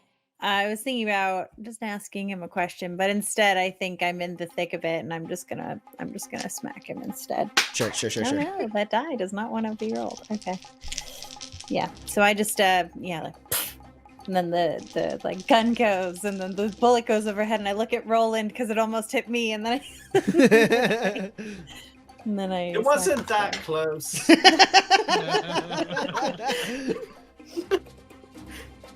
Oh, Don't look at me, look at him. This is such a good roll. What am I rolling for? Wait. How many things do I have? God, that'd be great if these exploded. You're up against a 10. Oh, am I? Okay, hold on. Cool. So these do explode, which is great. That explodes too. Dear Lord. It was the armor. It's bad luck. Okay, so that is 3 10s. Okay, how much damage is that? I guess 4 power, so 12 damage, So 2 armor piercing. Damage. You didn't give me any armor piercing, so I don't think No, you that... you have armor piercing because we established you have... Yeah. I think it's only 1. It's 2. pretty sure- It's 2 for precision strikes. Oh, really? Then 2. Nope, it's just 1. Nope, look again, it's 2, trust me. No, it is 2. Yep. Okay, that's good to know. Crackle, crackle, crackle. Bzz. Yeah. So you look at Roland. Roland's like, it wasn't that close. From 100 feet away, bullets flying everywhere. This guy is like confused because now there's banter in front of him too. And then as he like goes to move, like you like see and you like step in front of him, Pax, and you clock him across the like jaw with one of the rods. He spins. He's still alive as he like slams up against a workshop table. His armor, his like helmet like shatters when you hit him, like a stormtrooper helmet hit by a stick. By anything. He's still alive? Yeah, his armor took the brunt of that one. But now he has no armor. All right. Well, You have another attack. I guess I'm going to hit him again. And I did pre-roll this attack, and I'll tell you right now, you're up against 0 successes. Oh, I like that. The only way for me to get successes would be to spend 3 grit to make this dude go at straw. Well, this is a significantly worse roll, but I do have 3 successes. Okay. It's not this guy's not worth going at strong. He's not based on the grid I have. So, how many successes? 3? 3. Yeah, that So finishes. that's another 12 with your piercing. Yeah, that finishes him off. So you hit him, his helmet shatters, he slams up against the table, like kind of bracing himself against it, and you just like spin both batons like downward. You just like right into like his like collarbones, and he like shakes, and you just like drag him down to the ground, and then like let go and like spin both batons up. Brutal. The thing is these are people. But also, I'm so hurt. I mean, he's not dead. Is it non-lethal? Yeah. I love these things.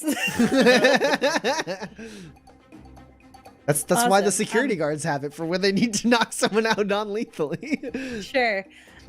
So could I forego movement to see if either of these guys has a healing tonic? Yeah. You can use. That's fine. I'm okay with that. Yeah. So yeah, you do that, and then you like grab both batons in one hand, and with your other hand, just start patting these guys down. You do find that each of them has a healing tonic on them. Yes. Looks extremely Please, similar to the so healing bad. tonic you took off the other guy. Great. I'm not gonna sleep for a year. Yeah. So there are 3 guys back here. Only 2 of them have healing tonics. The third one does Sure. So I pick up 2. Are all of these tonics just cocaine? not. So the security guards who held their turn for narrative's sake will now go. As they fire on Kinsey and Roland and Leo. One of them just fires on Leo. There's only 2 of them left. One of them fires on Leo. The other one fires on both of you because they have burst fire weapons. Cool. Sure. He is not going to target Umbra. Also, he's gonna mitigate his negatives by only targeting Roland and Kinsey. Umbra appreciates that.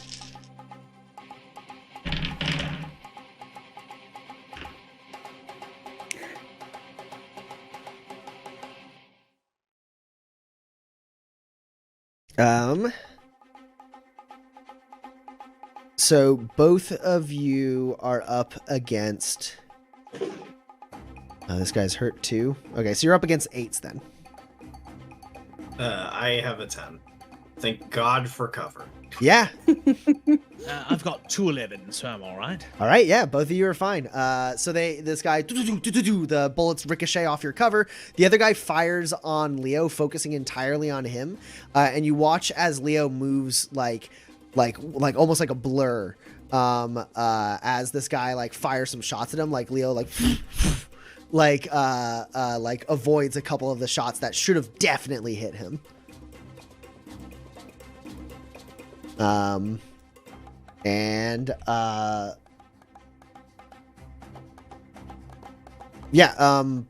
you're looting packs, Leonard is going to rush forward kind of to the middle ground. And he is going to... Actually, he's just going to spend his turn getting as close as possible to this fight that's happening down the way. And then, like, slam himself into some cover. He's not going to take any shots. It's a bit far for the handguns. I mean, you know, Lemaire's gun's pretty good, but still. He's more practical than that. Kinsey, it's your turn.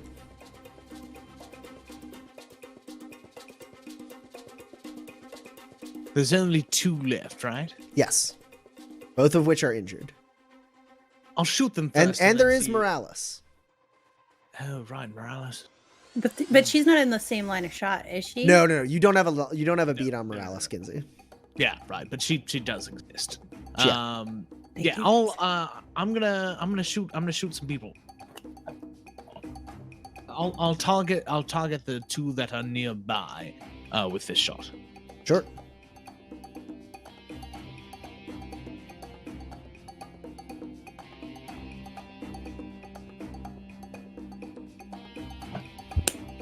Can't wait to kill these 2 guys with 2 more like. Your new favorite thing is electric batons. They don't kill anybody. I love it. You could have been using them the whole campaign. I could have been using them. I've got a 10. For your shot. Because it's your turn. Because I told you it was your turn. Yes, you did. And I remembered that. No, two tens? What? Oh wait, are you shooting at one of them or both of them with your like pistol? Both of them. Okay. So that's the roll for one of them. It's a bad roll, but maybe the other guy will do better. Now you remembered you're at a -2 for these guys, right? Because of their cover? Yes. Okay. No, I didn't, but I guess it doesn't matter. Your target's your target's high enough.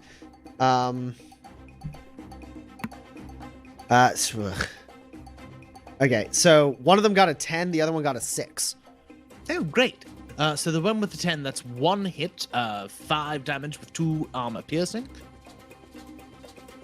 And then you said the other one got a 6, right? So that one is 2 net hits, 10 damage with 2 armor piercing.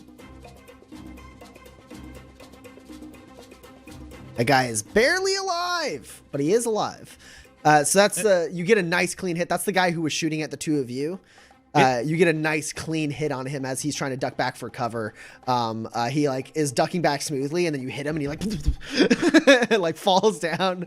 His armor like breaking as he like stumbles back under his cover. And the other one who's shooting at Leo, like it has enough good cover that you only like kind of like nick his like the back of his armor, like cutting across, and like a little bit of blood comes off the back of his neck. I want to shoot that guy who's almost dead. Again? Yep. I've got pistolero, and I have that light projectile. Yeah. Okay. Perfect. Yeah, you do that. You also have Rose's gun, right? Yeah, but he has to roll that at a negative. Oh, yeah, sure. I mean, yes. That one, I'm sorry, I don't remember the stats for it, but it's an excellent quality light firearm. It's a firearm, not a projectile? Firearm, yes. Okay. Did I say projectile? I meant firearm. You did say projectile. It's okay. I forgive you. Last episode I said firearm. I do remember that. So that's 5 power with 2 accuracy. Great. And 2 piercing. Not that it matters. This guy's armor's busted. Oh no. He has a 5. Oh, great. I've got a 10 and a 9, so that is 10 damage. Yeah. So that one who you hit like stumbles off the cover, and he actually like pushes it forward as he does, and it parts so that you can see like through the crack. And you just like with your other gun, just like you pull out from behind you like another gun. You just like and shoot a shot, and like you see him through, and then his head just goes away. And I think Umbra would like to get in the fight too.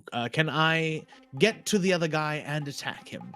Umbra can, yeah, for sure. Yeah, and you're on Umbra's back. So you then riding out from behind cover, shooting that one guy. You grab the reins like in your teeth, and Umbra leaps over the cover, and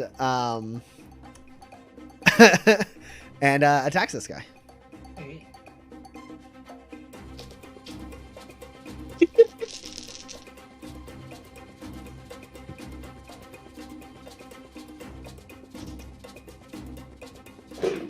I just flashed back to the time we were trying to figure out how a horse could shoot a gun, Tommy. This guy has a 9, Kinsey. Is he in cover? No. Umbra Great. presumably used his movement to get around the cover. Yes. Yeah. It's very jumpy. Can do. and I'm sorry, what was your 9. roll? Got a 9. 9!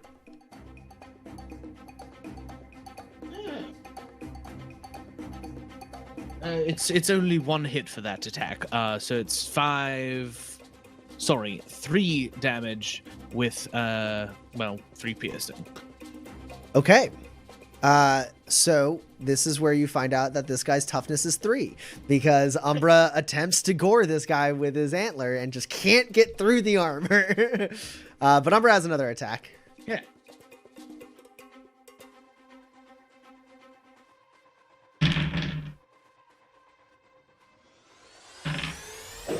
That's a bad roll. Like, I got no hits. I got none. I got 0 hits. Well, I've only got 2 hits. Hey, but that bypasses the armor. So that's what, 6 damage with 3 piercing? With 4 piercing. With 4 piercing. Okay, so 3 of it is piercing. Wait, hold on. Yes! All right, so it's actually 3 more damage.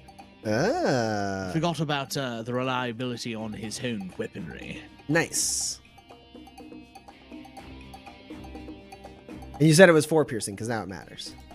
Yes. Okay, this dude barely alive. But yeah, so Umbra like gets the horn and like lifts this guy up, and he like struggles and like falls against a table to like brace himself to try and like loosen himself from the horn that's stuck on his armor.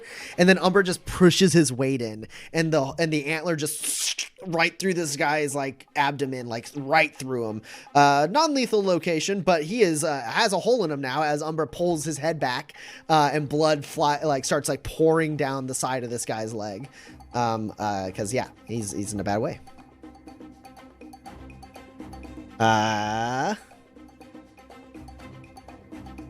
Yeah. Leo's gonna finish that guy. Leo walks up as this guy stumbles back, turns his rifle on Leo. Leo pushes it down, puts his like projectile right against the dude's like chin, and just like shoots right up in, and like just the fletching pull is out of this guy's chin as he falls down dead. And then you see that green energy kind of pull off of the dead body, and like kind of infuse Leo Riggs with a little bit more energy. I give him a nod and say, "Good move, cowboy." It's not done yet. Roland, it's your turn. Move, cowboy got me.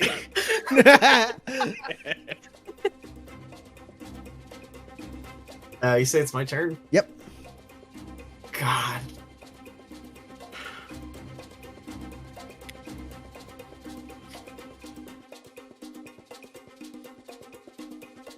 Okay, well, I'll be thorough.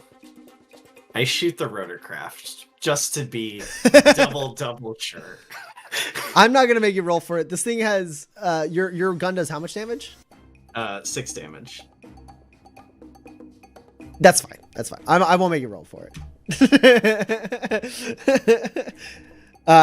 Technically, it would have like 1 hit point left if you only got 1 success, but it's fine.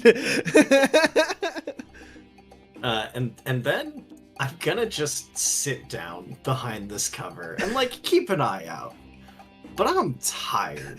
So like that dude falls down. Kinsey, you say that to Leo. Roland looks over and like levels his rifle and shoots at that bent out like wing, and the gunshot like pierces through, and it's like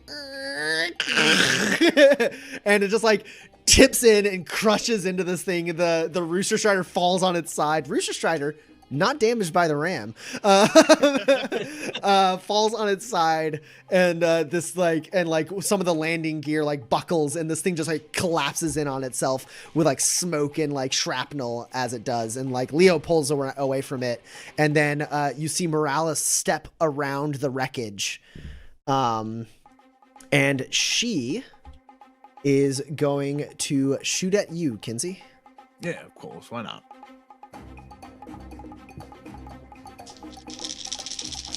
I am no longer behind cover yet. That's correct. You don't have cover from her.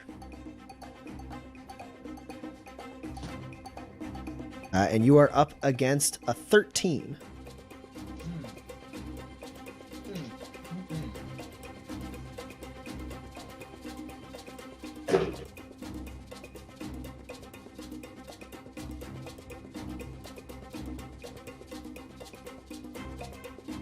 I've got a high of 9. Okay. So Kinsey,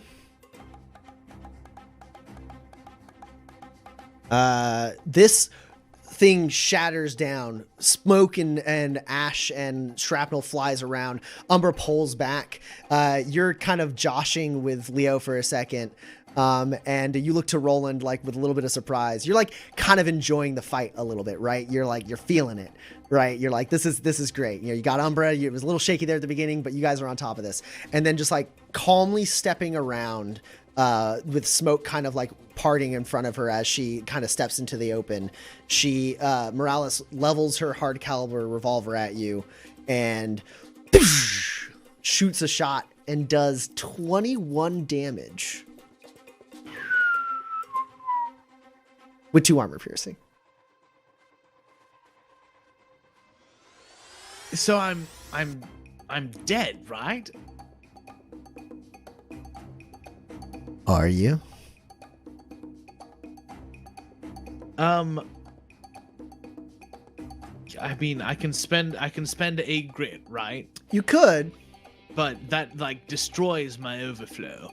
Yeah. No, I mean, yeah. Like basically, if you take that hit, you die.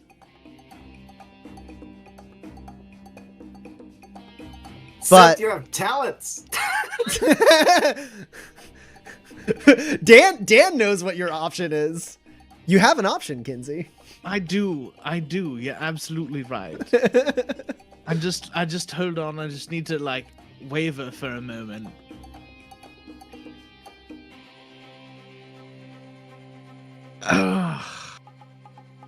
Yeah. All right. I am going to use my talent, Master the Elements. And I'm going to use my my mastery of luminescence for time travel. So so what happens, Kinsey? Yep. She parts around, and lands this shot right dead in your heart. Oh yeah. It hits you. You feel the shot shatter your rib cage and fly out your back. You feel your heart stop as it is pierced by this shot. You can't breathe, but you're still alive. And like blood, you feel the warmth of your blood moving down your entire torso. Roland and Pax look up to you in shock. Riggs immediately moves to cover from Morales as you like Umbra like kind of like rears up a little bit at the sound of the shot, and you lock eyes with Umbra as you slide out of the saddle and drop down. You're looking up at the ceiling your vision beginning to close in, and you hear like a ring through a ringing in your head as like the life is leaving your body. You hear more gunshots, shouting. You hear someone screaming your name, and then pretty much your entire vision is just Umbra, who like is looking at you, touching his nose to yours, and the last thing you feel is his breath on your face as you die. And then you're in darkness, and you see yourself faintly, as if through a glass. And then as you move, you see kind of reflections of other people, and you realize the silence around you is perfect. No echo of movement, nothing. And you look around, finding yourself in the Black Scale Cavern, the Ophidian Clan Black Scale Cavern. And you see your mother, you see your father, you see other people who you've seen before in life, alive and dead. And then you see Morales parting through the shadow, pointing her pistol at you. And you pull on the reins of Umbra, and the bullet just flies right by you as you get 3 net successes on your defense test by using Master of the Elements. And that's one of your 2 uses of Master of the Elements this rest. Right. That's Morales' turn. She takes cover. Swearing that she should have hit that shot.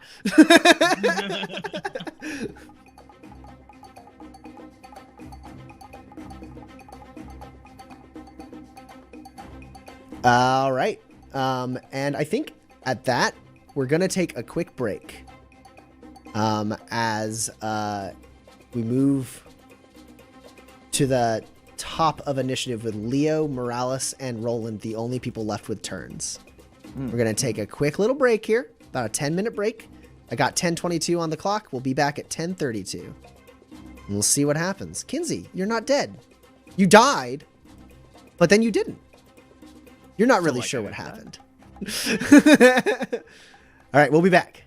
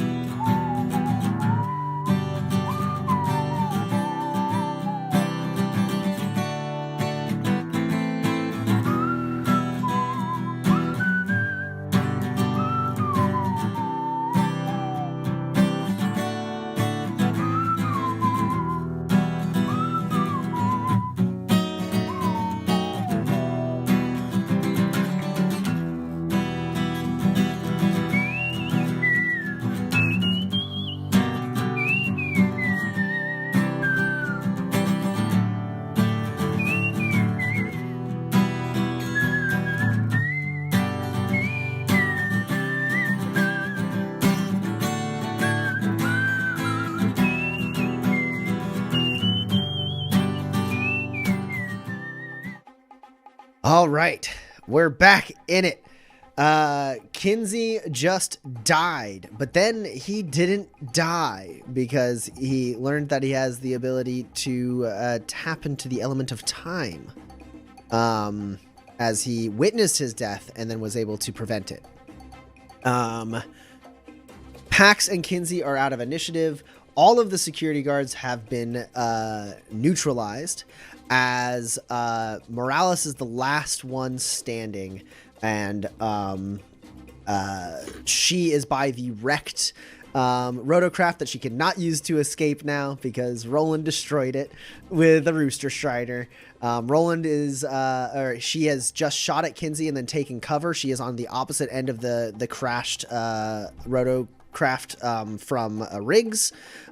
Kinsey is just a little bit nearby Riggs on Umbra. Roland is down a little ways away from the destroyed vehicle behind a van that's in the midst of being repaired, and Pax is a little ways back, having just grabbed a couple healing tonics from a guard, and in between Roland and Pax is Leonard Yen, who has rushed up and like put himself against cover. All right. Leo goes next. And he's going to linger his gaze on you just for a second, Kinsey, as if he felt something. And then he is going to snap, like, because he moved to cover instinctively as she shot, watches you for a second, and then pops around and fires a couple shots at Morales, and he's going to hit her with a tonic.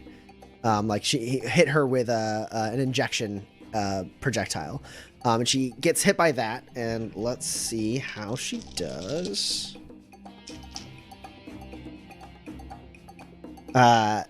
So she gets hit by that, stumbles back for a second. You see some like discoloration on her neck, and then she like grits her teeth and like breaks the projectile off of her, and like slumps against the craft out of Leo's sight, and like goes,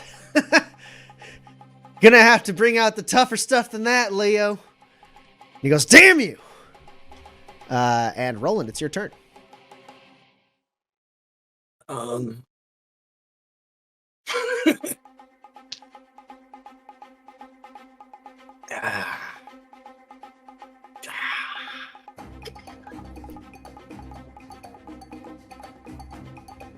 I don't know. You got Morales and okay. Leo at a standoff. Yeah, okay, here's the play. Last chance to get arrested, Morales. Only offer. I don't think there's a role for that. I think she has chosen that this is how she's going out. Okay. You learn that because you don't get to roll at it. As she goes, arrested. You can pretend you're the law all you want, Hollis. If I'm going down, I'm taking all of you with me. You're not. Well, you are, but you're not. You are and you're not, respectively. And she is going to fire a shot at you, Roland, because she got pinned down by Leo. You still have excellent cover from her. That's great. I need it. I think if I get hit at all, I become dead.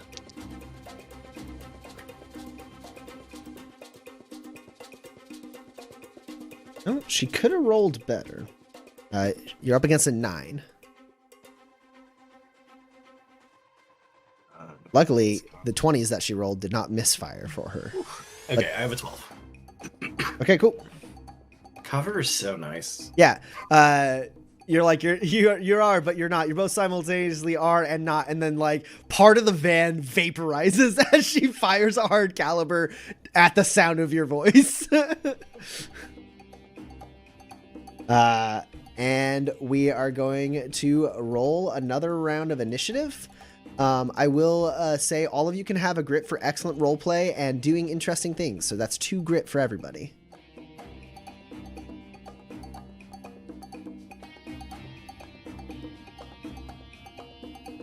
Then we roll them bones.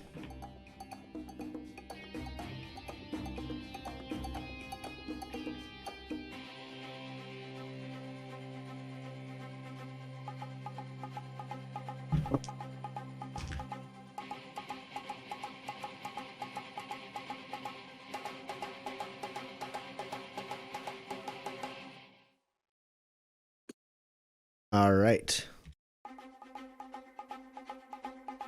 Roland? I have an 8. Pax?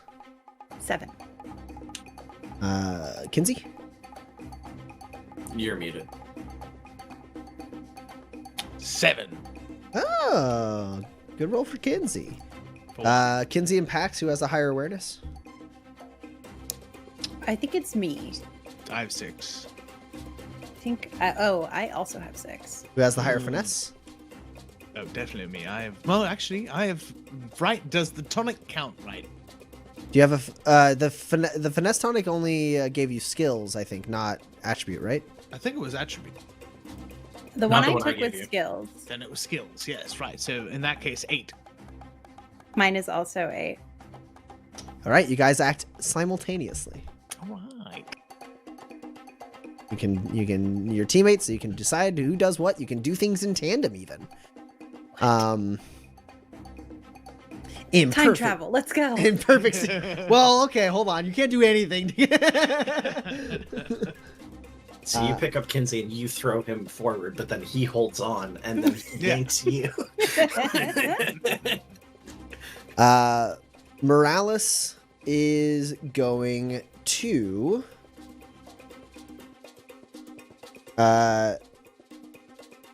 shoot at Roland again, honestly.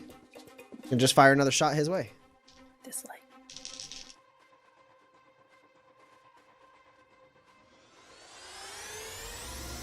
That cover is really important, Roland. Cover is really important. It's on me. I have an 11, Okay. which might still not be good enough. Well, it is enough because of your cover. I could spend 3 grit to have her get 1 next success on you, and I will. It's a big bad. So you take 7 damage with 2 armor piercing.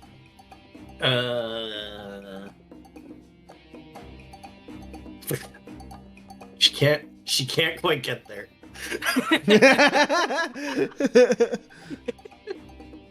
See, so here's the thing. This is incredibly funny to me on a personal level that I don't think Roland would find funny. But because she has made the clearly suboptimal choice to not use hollow point ammo, she can't quite get there.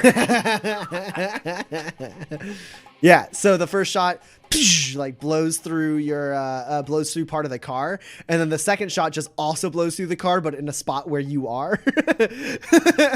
And so it's more like a shotgun blast that hits you than a full-on hard caliber bullet, as the car is like shrapneled into your back. And Roland, hey, it's your turn.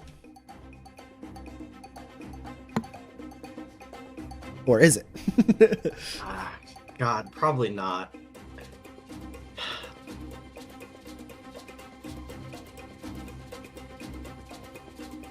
No, it's Pax's turn. You're up, Pax. Oh gosh. Okay.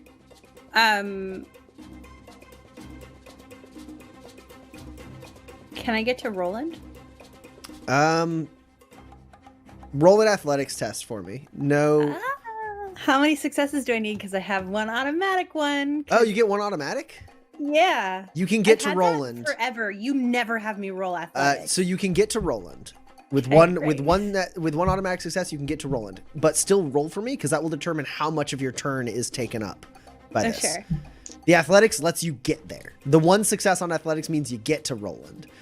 Yeah, because I have natural athlete. Nice. Don't forget, did you also get Olympian, or do you? No, I didn't. I've until now I've never rolled athletics, so I never thought to get the reliability for it. Okay. You can roll it for defense, though. I don't think that's what natural athlete does. Sorry, I wish it did. What? Probably still fine. I think it's just a +1 to all Oh, athletics. is it just a +1? I mean, it's fine. I got four hits on my athletics. Okay. roll. But yeah. Oh wait, nope. I rolled a. Natural athlete is just a +1 to your athletics. It's not Just it's not an kidding. automatic success. I was gonna say that's very good for a tier 1 I talent. Yeah. wish. Yeah. Well, I haven't been using it to dodge at all, so I can count it as an automatic success. No. So you got okay. 4. So I actually have 5. Oh yeah, free action. You get to Roland. Great. Roland, what do you say anything to give your turn to Pax? Is there any indication as you like kind of direct the battlefield, or is it just you being shot that is enough to get back? I think I like slump down, a lot of blood, kind of everywhere, and I like lock eyes with Pax, and I'm just like, I'm fine. Just I don't need most of this. Just... And yeah, Pax, that puts a fire under your ass, and you just like Terminator style, just like full on like sprint, blow past Leonard, who's like making his way up like semi cautiously while still trying to move fast.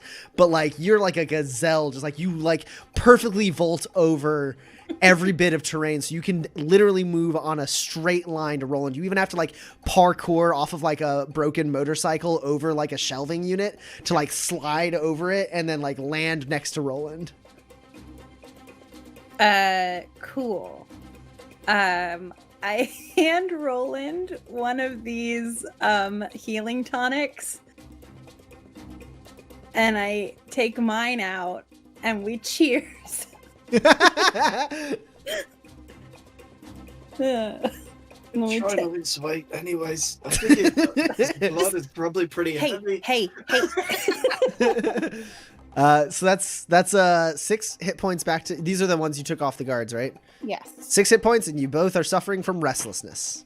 Aha, restlessness ×3. I'm never sleeping again.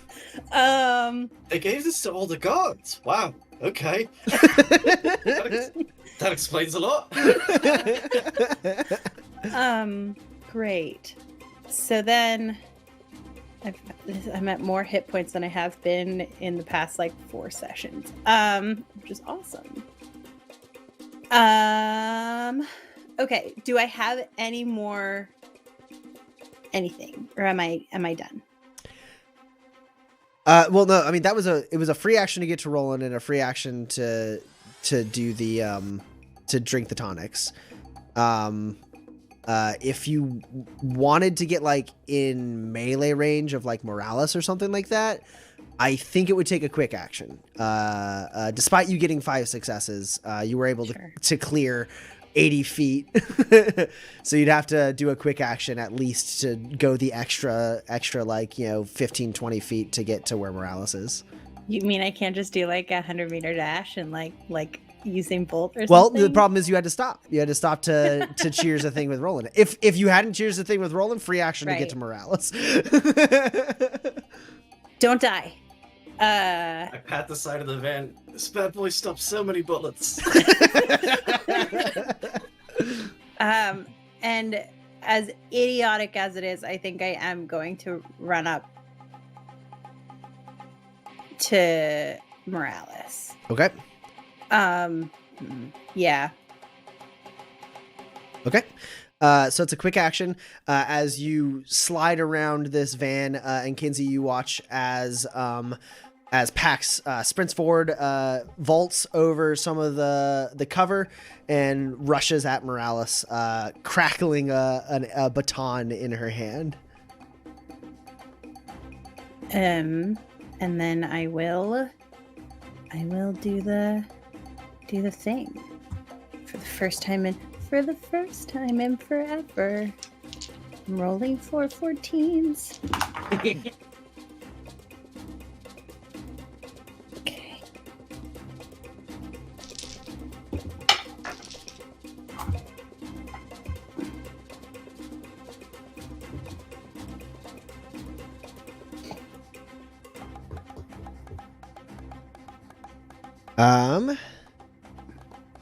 So you are actually up against a 12.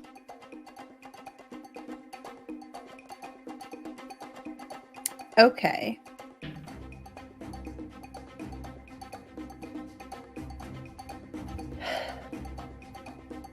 I am going to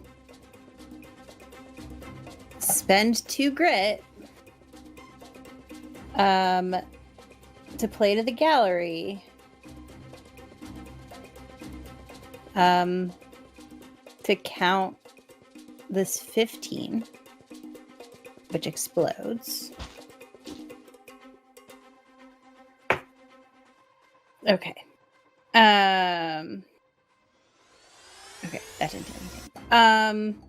So I have 3 net hits, which is a 15, a 14, and a 13. Okay. Because my dice love to roll low teens. Da da da. So what is that? 12 damage? 12 damage, 2 armor piercing, and it's electric.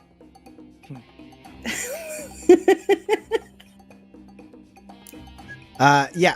So you leap over this thing. Morales isn't ready for you. She holds out a knife.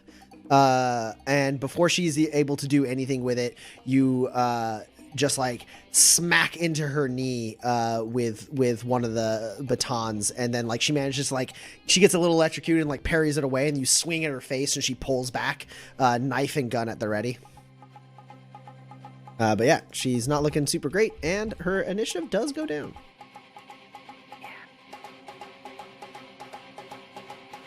Now Pax, it's actually your turn. Unless Kinsey wants to With go. Kinsey, you and Kinsey both go at the same time, but Roland's gifted turn is over. Pax, how close are you to Morales? I am On next to her. You're Yeah. like literally. All right, that's fine. That's fine. What, do you have a grenade or something? Yeah, I do. I do have a grenade. But I don't want you to vomit everywhere. So I'm This going. is a skunk ape grenade. What a Hey, callback. hey, you know what? She's wearing a filtration mask, Kinsey. I am wearing an excellent She's callback. wearing a filtration mask. What's the worst that could happen? God. Am I within throwing range of Morales? Or do Yeah, absolutely. Yeah. I am gonna chuck that thing. I can't wait to kill Kinsey. I'm gonna kill Morales and then I'm gonna kill Kinsey. But tell you as what the long as you worst- kill Morales first, that's the important thing. Oh my I'll god. tell you the worst thing that can happen. This hangar stinks forever. I It's gotta be my hangar, and you're about to make it stink forever. can't believe you still have a skunk ape grenade. I thought you used all those up on your dad's car. Nope, I still have one last one. Always Just gotta such a keep a case. stink grenade in reserve.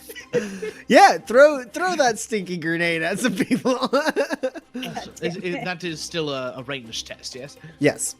I don't remember what is the actual, like, I know it's made from skunk ape properties, but what is it? It's a standard quality gas grenade with a standard quality negative tonic. It's an extra potent nausea tonic. That's it. It's just extra potent and nausea. Yes. Okay, perfect. Cool. That's important because that's when I roll my negate test. I have to know how, if anything, I can knock this out. Cool. First, you have to roll to see if you land it where you want it to. Great. Well, it's 3 hits. Okay. You get to the right part of my notes. I just imagine this like Cool. You land it pretty much right where you want to. It's not like right at her feet, but it's like kind of like just to, it's equidistance between her and Pax. A pretty standard throw. You land it in just exactly where you want. So Pax, I need you to roll a negate test. This negate test is at a minus. So because Kinsey landed it where he want, you said it was standard quality explosive. So where Kinsey landed it where he want, that's a -2. And then it's tier 2 tonic, so it's -4 on top of that. So you're rolling at a -6. You get 1 automatic success because you have filtration mask on. But you need need 2 to completely avoid the effects.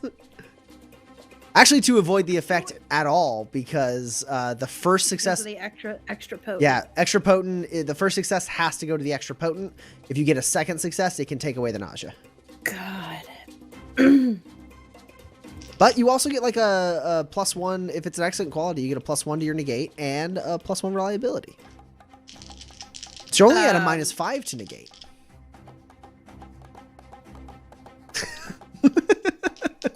I can't roll. Oh no! Do you have the grit to twist the knife? You got a success already. Twist the knife is 3. 2. 2. I do. I will spend the rest of my grit. Oh god! Twist the knife. I didn't know you weren't gonna be able to roll. How was I supposed to know that? My negate is a 5, so I have 1 wound modifier, and then it's a -4. This was a mistake.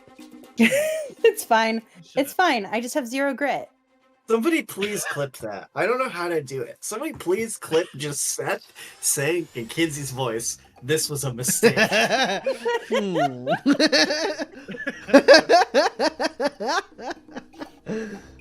So Kinsey, you died and then came back, and you then see Pax dart in, and you are like not 100% sure what to do, and you're like, she's wearing a filtration mask, and you reach in the saddlebag, grab the gas grenade, you throw it out, and it lands next to Pax and Morales, and that kind of like putrid, like yellowish gray gas like pours out, encapsulating Morales and Pax. You can smell it through the mask packs, but it's not as bad. It's like a very, very muted version of it, but like you can kind of smell it, like those gross berries that fall from trees. And you're like, but like you're not throwing up or anything. Morales pulls back, covering her face for a second, and she goes, "The hell?" But unfortunately, Kinsey, you do see that she appears to be very resistant to toxins, as she does not start vomiting. But that being said, she will have to vacate her cover on her turn unless she wants to have to roll again. You have gassed out her cover, so there's that.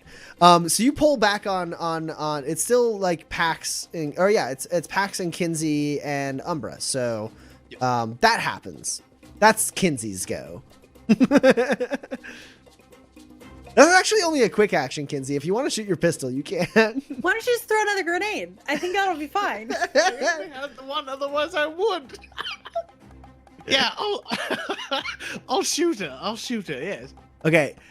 Because she is in the midst of your gas, it is going to be you were at a -2 before, because she had medium cover. It's a -3 because the gas is kind of obscuring your view. Cool.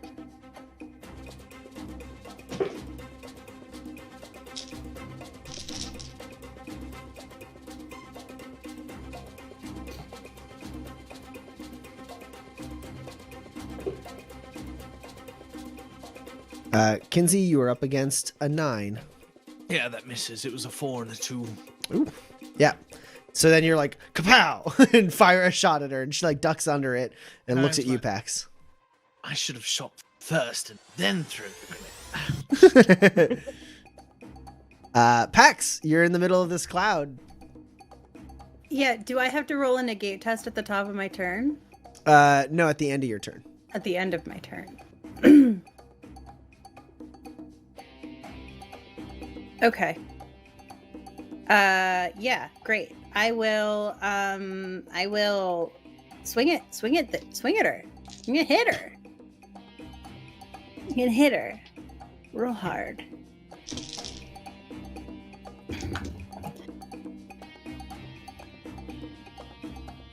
Okay. You are up against a 10. Aha, am I now? That was way more snarky than it needed to be. I only have 2 net successes. I have a 14 and a 13. How much damage is that? 8 with 2 piercing and electric. Yeah, so you pull back, there's gas is spinning around, and then you spin and like jab her up in the rib cage with this thing. It like shocks through her, and she pulls back, swings the knife at you a little like wildly to like make you pull back for a second and have to like gauge your next swing. But you do have another attack. Okay. Do I think now is the time to say the thing? Do I hit her? I mean, I hope so. if you want to get a snarky one line, like when/if you defeat Morales, like you will, it'll be part of the narration of whatever happens. Oh, that is not a very good roll. Oh, that's a better roll. You were up against, I can count this, right? Mm.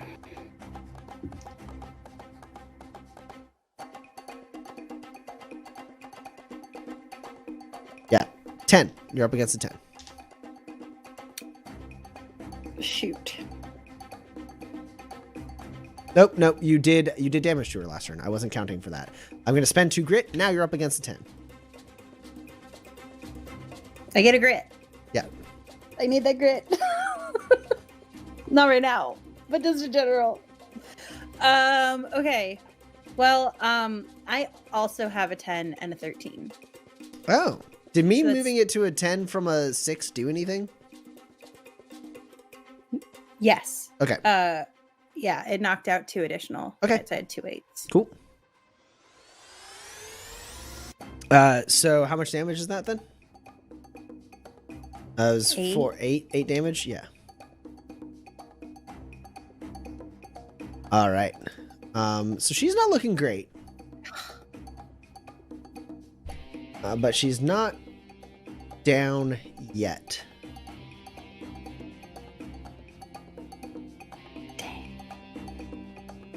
Then I move out of the cloud. That makes sense. So Pax, you To where I think she's gonna go. I don't know where that is, but maybe close to where I think she's gonna go.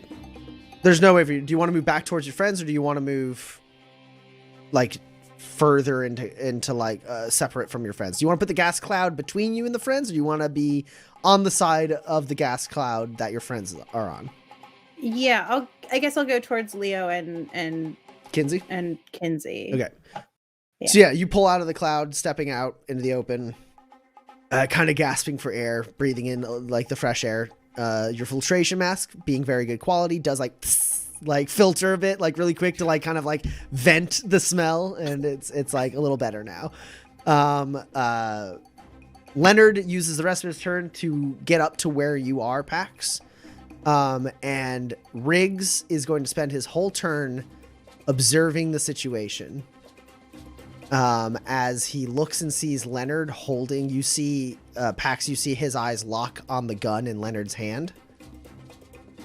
And then he is like kind of consumed by that for a moment. And then he looks up and he seems perplexed with Kinsey for a second.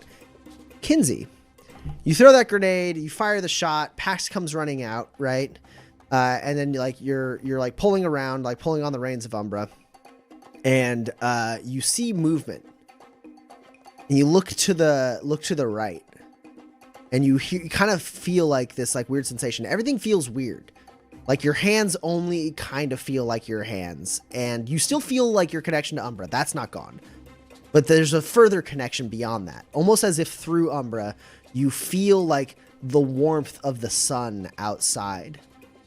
And you feel like the wind, even though it's not like really channeling into here, you feel it outside.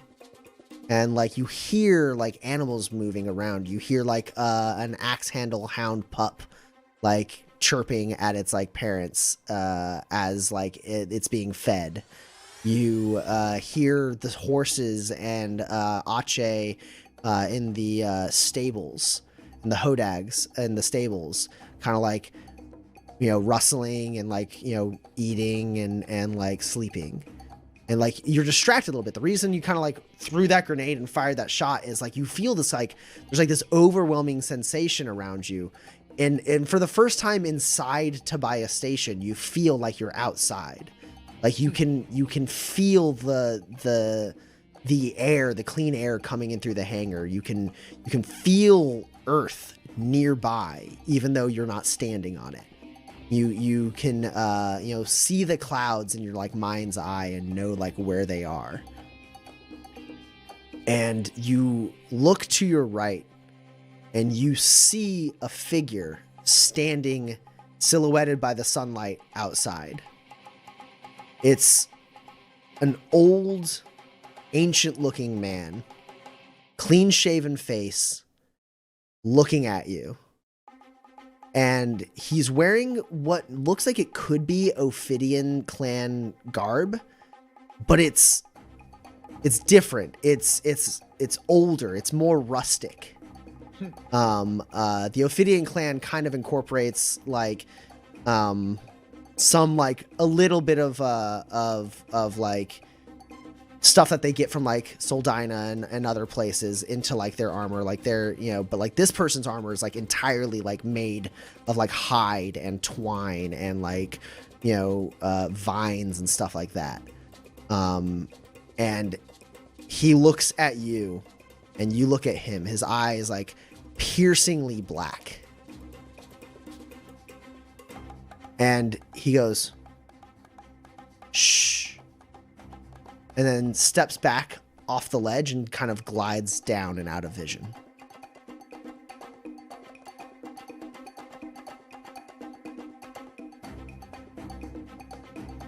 Now it's Morales' turn.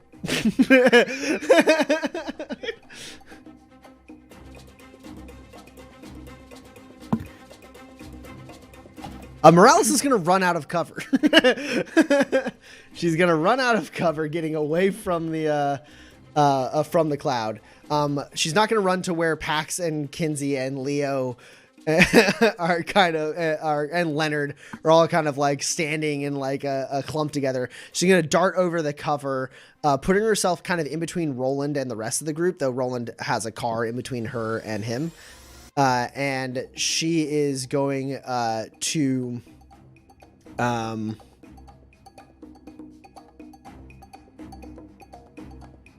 actually, she's going to run at you, Roland. She's going to charge you.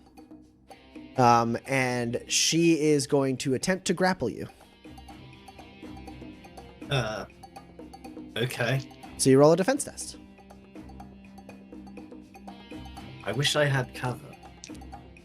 You don't anymore. She ran around it.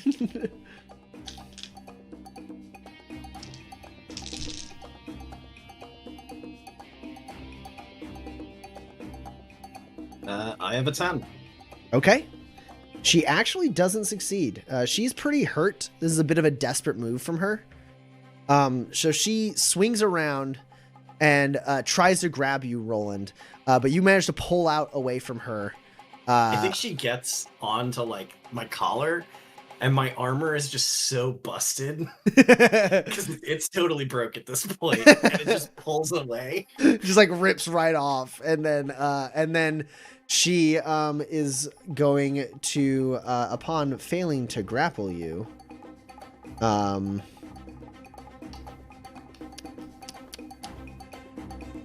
Actually, I think that's going to be her turn. I don't have enough grit to double down for her, so there's not really much else. So, Roland, you're up.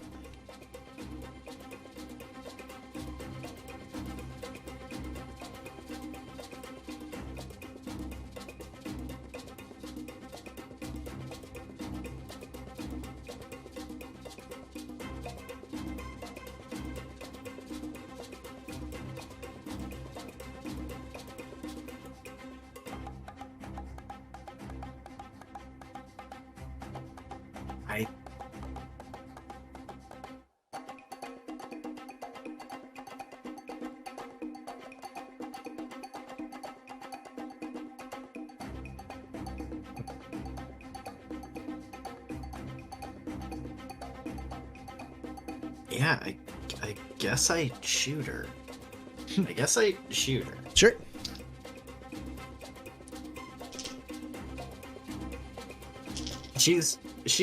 We have established that she is unwilling in any scenario to surrender. You got that impression, yes. Okay. Oh, I have a 9. Okay. She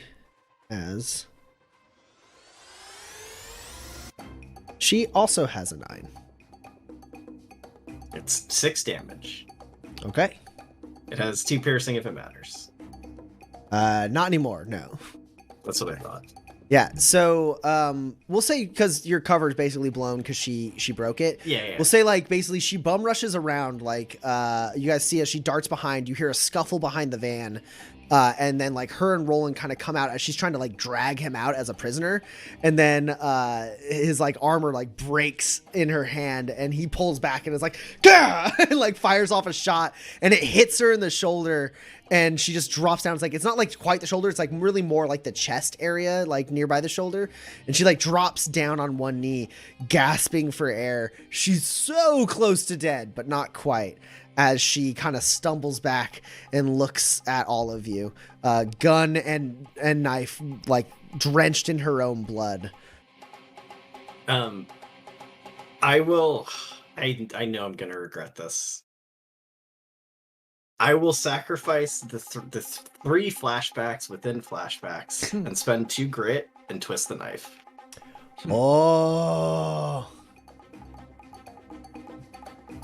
And with the wound like gushing blood, you notice it starts slowing down a little bit. Her breath gets a little more raspy, and that knife and that gun in her hand drop to the ground. And she sits there on 2 knees, kind of just like slowly breathing her last breath. Pax, you mentioned that you wanted to say something to her. Nah, it was kind of in the moment. Well, she's not dead. She is alive.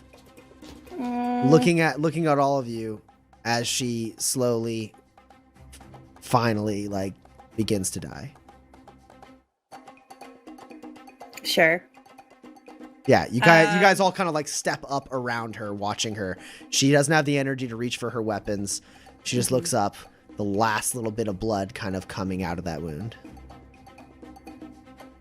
And then Pax will be like, I'd ask you for last words, but I think we've heard enough. Just like hit her. You raise the baton to like smack her, but then she just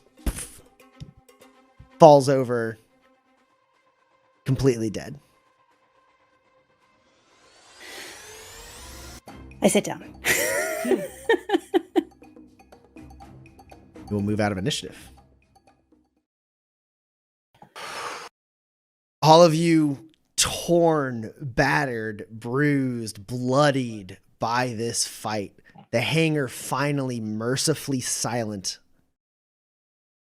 And the silence is broken as Leo Riggs says to Leonard Yen, "I'll take that gun."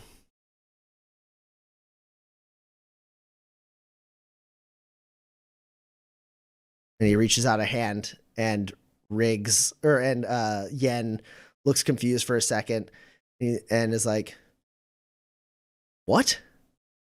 No, no, absolutely not." And Leo goes, "That was the arrangement. You four owe me a gun. Said you had it. I see it. Let's not make this any more complicated than it needs to be." I'll like stand up and like step in front and be like, "No, we would have never done that." I would like to flashback. Okay.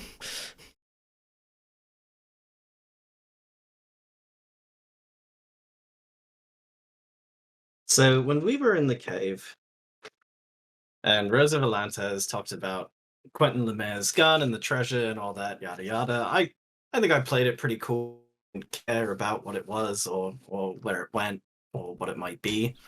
I have spent any free moment I have since then, in any way that I can, researching what this is, what it might be, how it might lead somewhere, anything of that nature. Okay. You haven't had a lot at your disposal on the move and all of that. Sure. It's a lore test for sure. Mhm. Given the extreme, like, the rarity of this knowledge, Sure. plus the difficulty because you haven't, like, the Tobias Station has been the most, like, piece of civilization you've hit since the cave where Rosa Volantes died. I do believe you are rolling at a -8 on a lore test. Okay. Well, it's my best reasoning skill. Do you have the thing that gives you an automatic success on lore tests? No, I don't. That'd be great.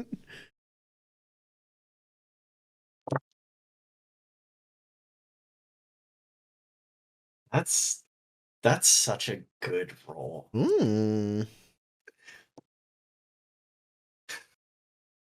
Okay, well, my target is 4. I have rolled 2 4s out of the 4 dice I've rolled. That's great. Um,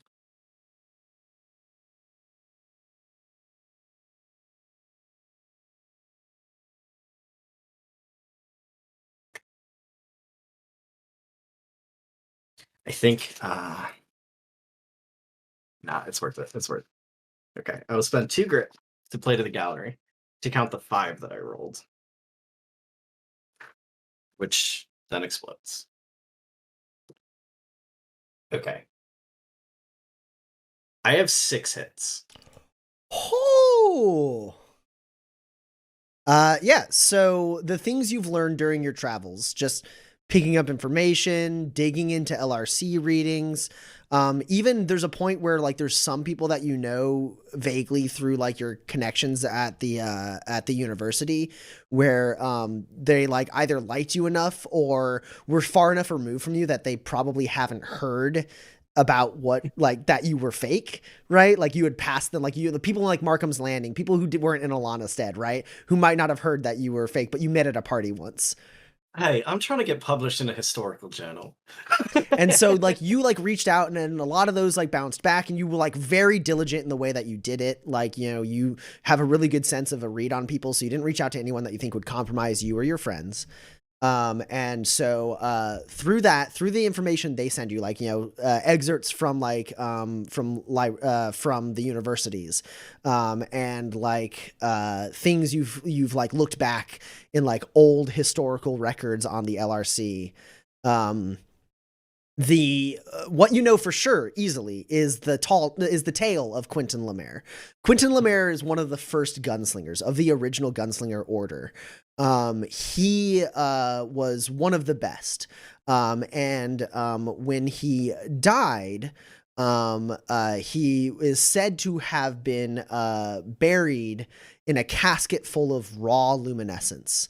And his apprentice, Cordelia Gray, mapped out where his grave was on his guns, modified his guns, and then hid them away. The thing is, you know that there's always a little bit of truth in tall tales. They don't come from nowhere.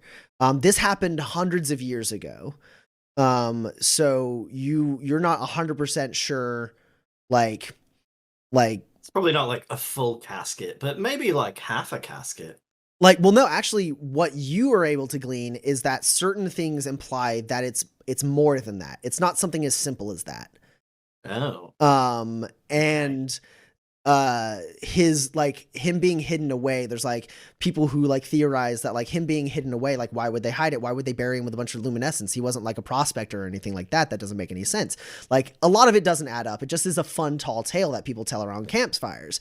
And Quentin Lemaire is like one of the best gunslingers out there. There's a lot that you learn about Quentin Lemaire and his adventures, his apprentice Cordelia Gray, and you also do find out that Quentin Lemaire, as far as you can tell, it's like as verified as something from that era can be. Quentin Lemaire had illegitimate son who basically joined this cult that opposed the First Order of the gunslingers. And there's like that little bit, and that's part of the reason why Cordelia like hid where he was and all that stuff. So that people were like, I can't just be luminescence, like that kind of bit. That's about all you can get except for the name of the son. Which is a good name that I have. Not in the notes I expected to be using tonight. So I do have For a second, I thought the name of the son was going to be Rufus Nash, and I was like, oh my god. Yikes. Owen Lemaire. That makes more sense for patrilineal names. Owen Lemaire basically rose to prominence inside this cult, and this cult exists. It's presumably been completely stamped out over the hundreds of years that gunslingers have been around. But this cult, its initial purpose was it was the darkness that rose to the like light of the gunslingers. Gunslingers, of course, basically kind of were like a post-factory war situation because they basically like long arms were almost entirely used by like the military. And so most people could only get their hands on sidearms to protect themselves, and they were left out to like, you know, to fend for themselves. And so extremely skilled pistoleros rose up and started correcting wrongs where they could. And they eventually formed an order and were known and eventually known as gunslingers. Okay, so based on my understanding of everything I've learned, there is something that a literal ancient order of, let's call them what they are, crusaders, buried to keep hidden from the world because they presumably thought it was too dangerous to fall into the wrong hands. Yes. And then they hid a map on that. Some of them were charged with like basically it was the guns were split on either side of the planet, and were never to be like put back together, and unless there was like dire circumstances. And over the course of history, there's a ton of different stories about like how the guns may have been lost when like during the sacking of this area, during this thing, during this time, like maybe that's when the guns were lost. There's a lot of speculation as to who has them now. You know who has one of them now. It's you guys. And because of that, you know that a lot of those stories don't add up. Sort of easier to work backwards for history a lot of the time. Okay. I would like to flash back again. Okay. The night that Pax came to the hotel room and said, we have to get rid of her, and we decided we were going to do a revolution.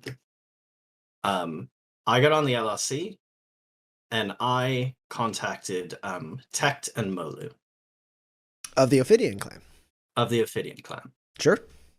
And I asked them to come to Tobias Station, shadow us, and remain as unbelievably hidden as possible.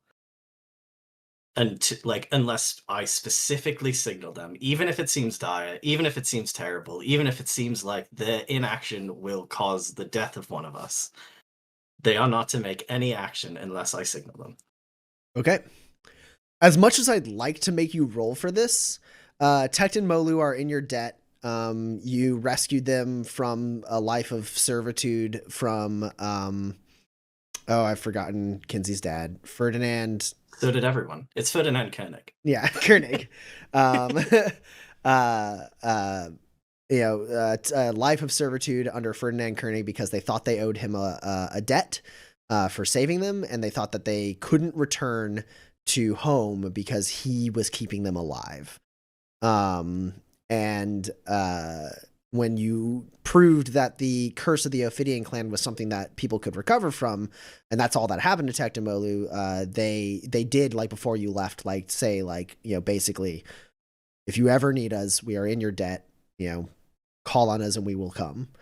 And so, yeah, you basically, via Soldina, you send an LRC to Soldina, basically reaching out to Father Wells. Father Wells. You reach out to him and say, like, hey, can you pass this message along to the Ophidian clans whenever you get the chance? And you do. And you've been here for over 4 months at this point. Tect and Molu showed up in the 3rd month. So they've been here for a whole month. Right. They made contact with you extremely subtly, did not reveal themselves to anyone but you. There's like a point where, like, you were, like, at the outhouse or something, right? Like at one of the areas where you can relieve yourself in Tobias Station. And like, the door opened and they walked in. Hey guys. Hello. What do you need us to do? And I tell them I need the two of you to shadow us. And I cannot stress this enough. No matter what, unless I signal you, do not do anything except shadow us. And they are both extremely seasoned and hardened, like, operatives for the Ophidian clan. So you don't have to roll for it. They understand the brief. They will watch you die before they step in. You have to signal them before anything happens. And then I would like to use a use of motivational speaker as I signal Tect and Molu to kill Leo Riggs. As I say, well, Leo, isn't that just a snake in the pie?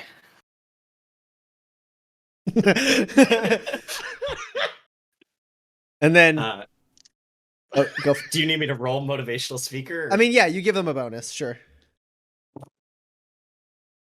They get a +5.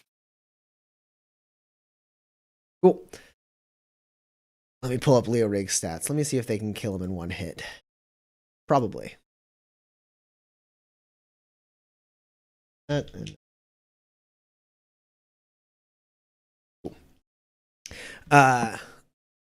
Leo's not 100% sure what's going on. And then you say that, and then there's just...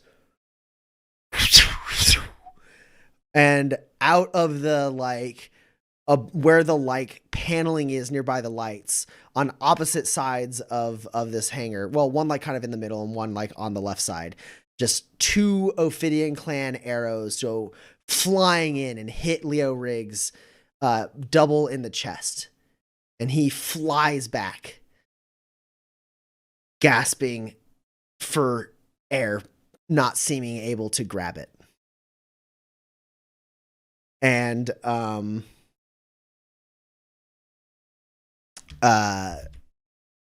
of those, like, rafters, kind of rappelling down on ropes, just you see as Tect and Molu, their, like, skin completely painted like a dark gray to blend in with the station. Like, tight, like, bound armor on them, like, with no hanging anything. A short spear on their backs, and their bows at the ready. They drop down on either side of Roland.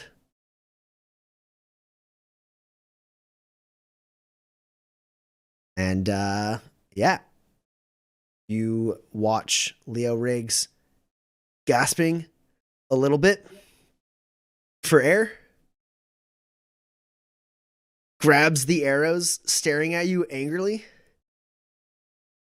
and then he turns his head weakly to the side and I shoot him. he disappears before. I certainly shoot him before he can teleport. So I was waiting for your narration, but like, I don't wait for him to do anything. Take 2 grit. He teleports away. Everyone take 2 grit.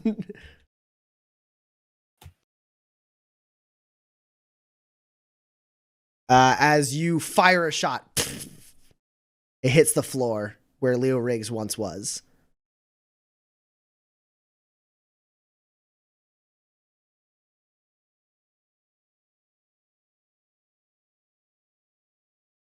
Wow. What?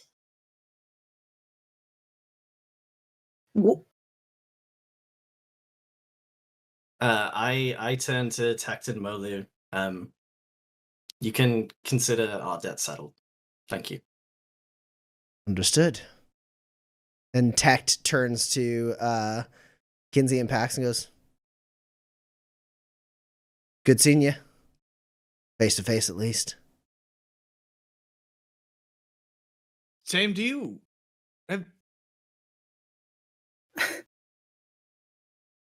Good shot, I guess. I sit back down. We'll rest up for a day before we leave. If you need us. We don't need a debt. Spend time with friends. They like put a hand on Roland's shoulder.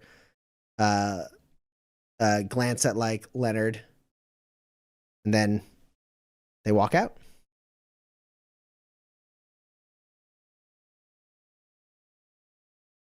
I sit down.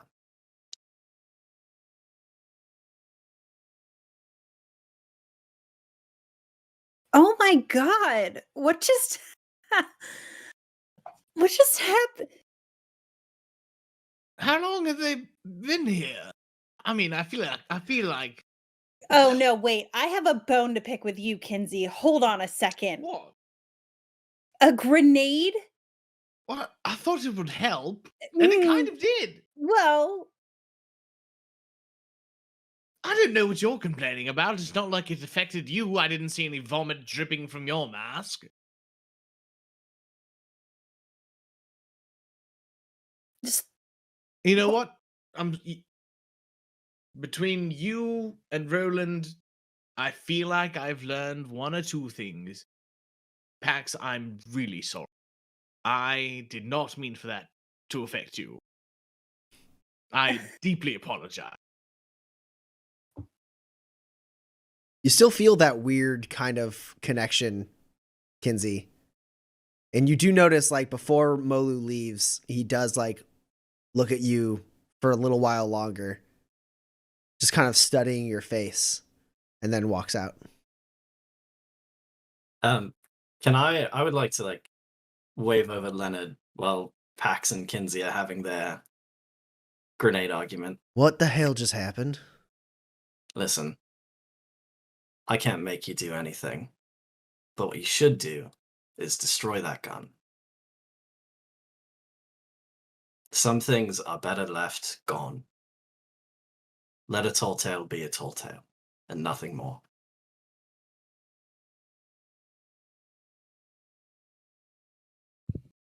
I don't understand. It's that fella wanted this gun? That's why he turned sides? It's a map, Leonard.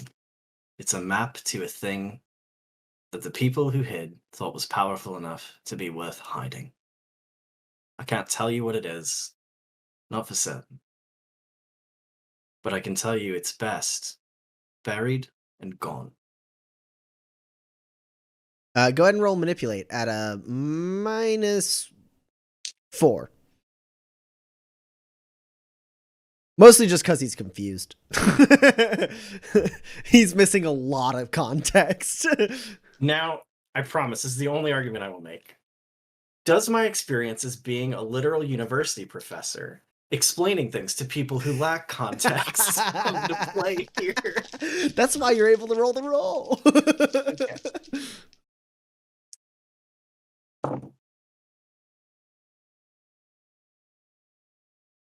He did not roll well at all. You are up against a 6. Have reliability.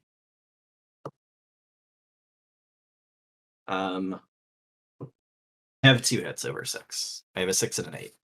I didn't roll very well. So,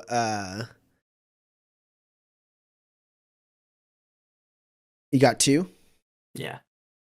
He like looks at the gun for a second and he goes, when I knew dangerous people were after it.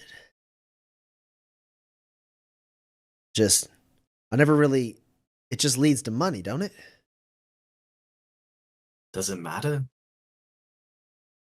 First Rufus Nash, now Leo Riggs. All of these people are willing to do, seems like anything, to get whatever it is. Take it from someone who is proficient in selling people things that don't exist. It doesn't matter what the thing is, it matters what people are willing to do for it.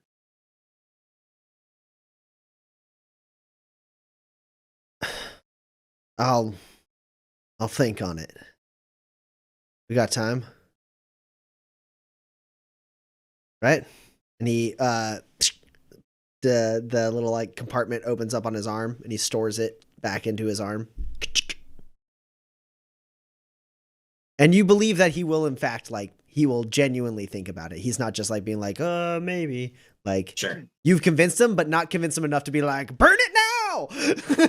Yeah. Hey, Kinsey, will you help me get all these like ropes and stuff off? They're still on. They're so tight. This whole fight, Pax has had a noose around her neck. Oh, yeah. Can you just come here. Yeah, and then around my arms and yeah, Well, it doesn't help if you. Okay, hold on, I'll stay still. put it Just right there. don't pull it tight. Don't pull it tighter. It's okay. Okay. I know how to work knots. All right, Okay. here we go. Okay. And I untie. He free Pax of all of her broken restraints. And then, the 3 of you and Leonard Yen sit amidst the aftermath of this battle in this hangar. It's quiet. And then you hear, well, this is quite the scene. As Gray Foster pokes his head in. Hello, Gray. Nice of you to show up. Yes, they send me to do the dirty work. Seems like we've done the dirty work and you're here to do the cleaning up.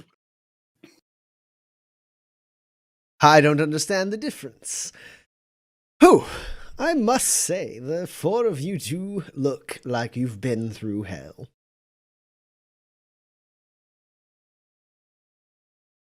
Why are you here? Is the thing. Well, time is of the essence.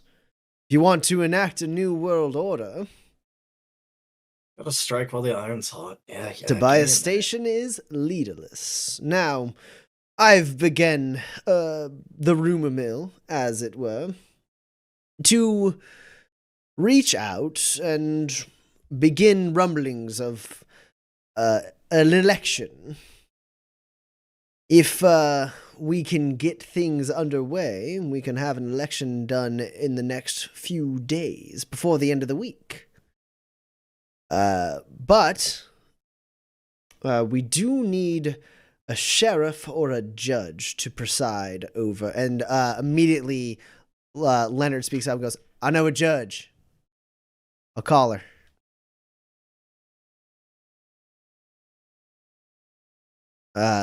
And Foster goes, well, all right then.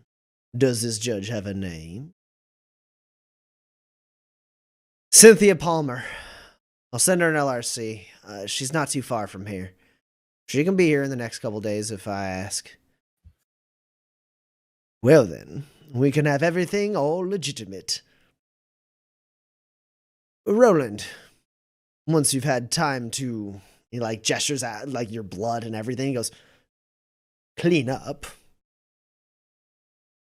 You should meet with the rest of the families to discuss the future. I'll talk to the Gattis and the Garden families, Kowalskis and whatnot. Let them know how things are changing. They're gonna be upset, I bet. I personally cannot wait to see the expression. But they don't have a choice. Salem Bahara is on your side. Therefore, all of us are on your side. Sure, yeah. Give me a couple hours. Please. I was using all this blood not that long ago. Please, please. You have a day. We're not monsters. No. I wouldn't think. And he just like looks around for a second at all the carnage and goes, whew, and just walks out.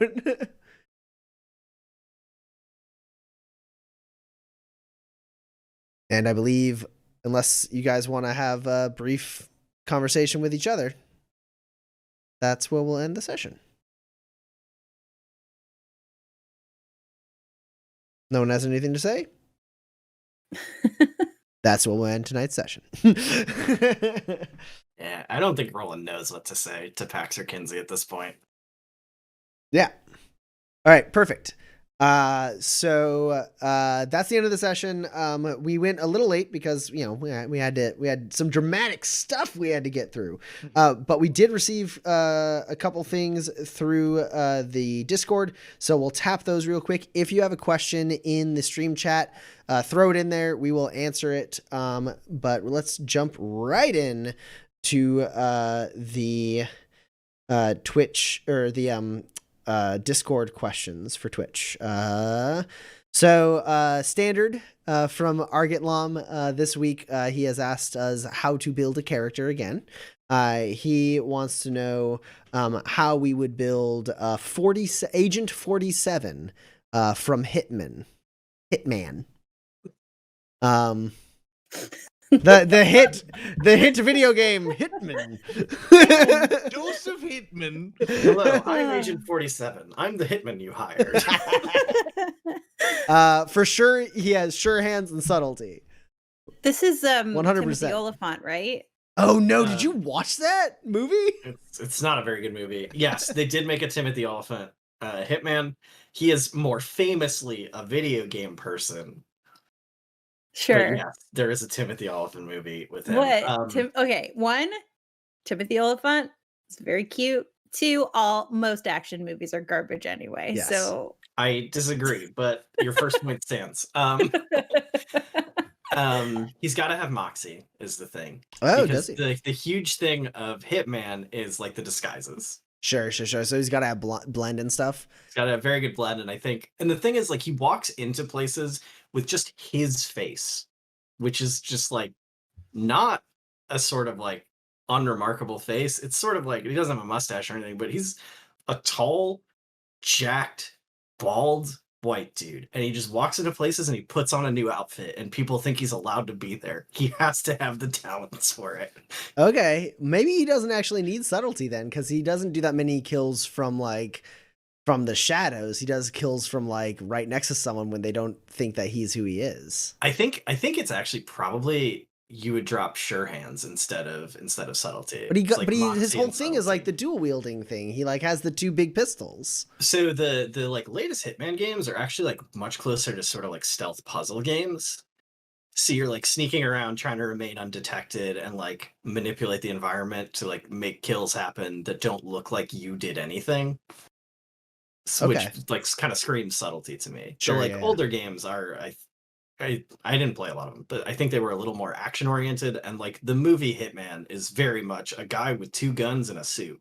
I just remember the pistols were all you needed because when you shot them, the ragdoll effects lifted people into the air and you could juggle them. Because the kickback on the gun was so good. So I figured he had to have hard caliber pistols.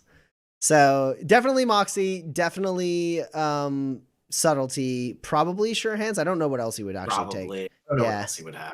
Yeah, because like sure he could take hardiness. Everyone could always take hardiness, but like whatever.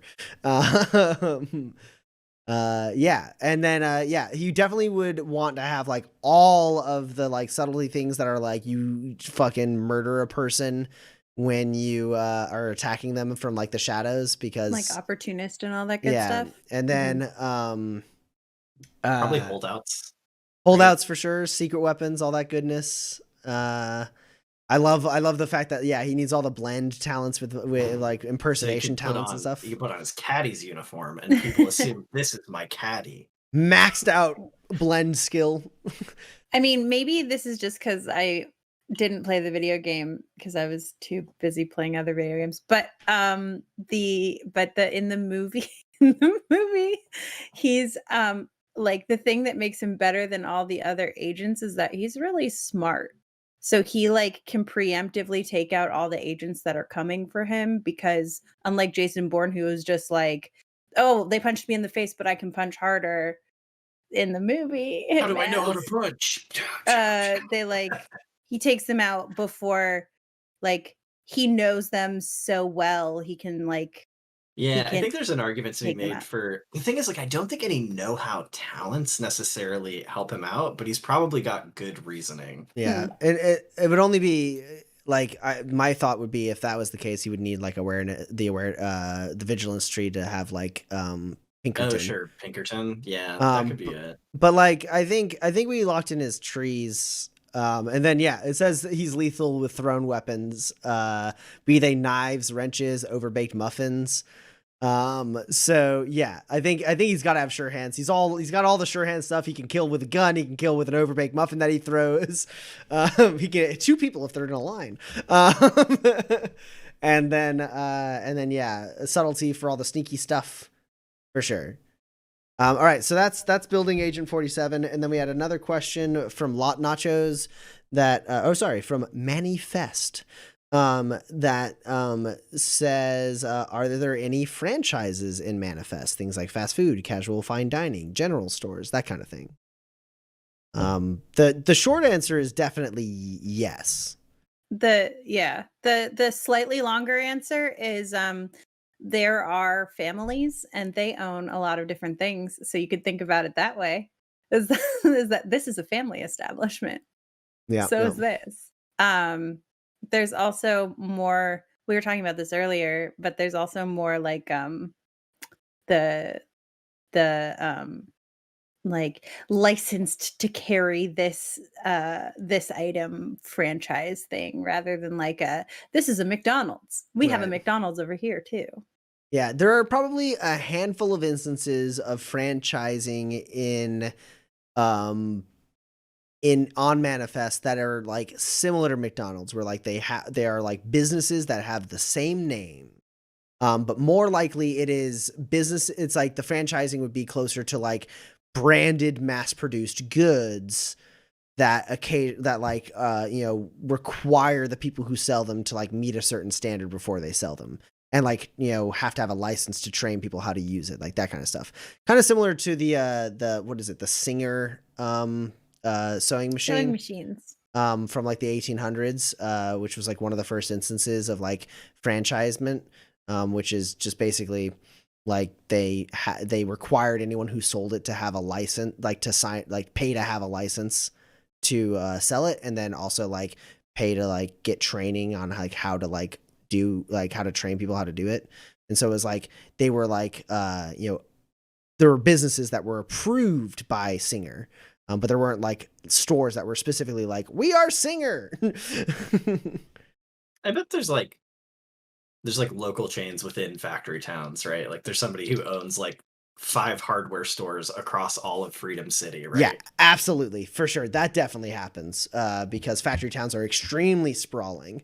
And so therefore it would behoove someone to have like a Starbucks model where they hit multiple corners of the same city with the same business just to like try and peddle their wares more efficiently. Yeah. So that's the slightly longer answer. And then we do have from Argit Lam in the Discord, what would be the best way to replicate the abilities of Link's, I'm going to say this wrong, it's Sheikah Slate in Breath of the Wild, the Zelda game. So I don't remember all the abilities, but Argit Lam lists a couple of them. Cryonis is one of the abilities. The Sheikah Slate is like a tablet that has like magical abilities. And the Cryonis is easy because it makes ice but doesn't make things cold, which means it is it is a cryo capsule in Manifest. When it touches water, it freezes it, but it doesn't make things cold. It just freezes water or puts out fire. But then Argit Lam mentioned bombs, magnesis, and stasis. Now, Addie, I know you've played a decent amount of Breath of the Wild. Yeah, I have. Magnesis is literally just you take a metallic object and you manipulate it with your with your Sheikah Slate that's strikingly similar to the size of your Switch. And you sort of like move it around that way.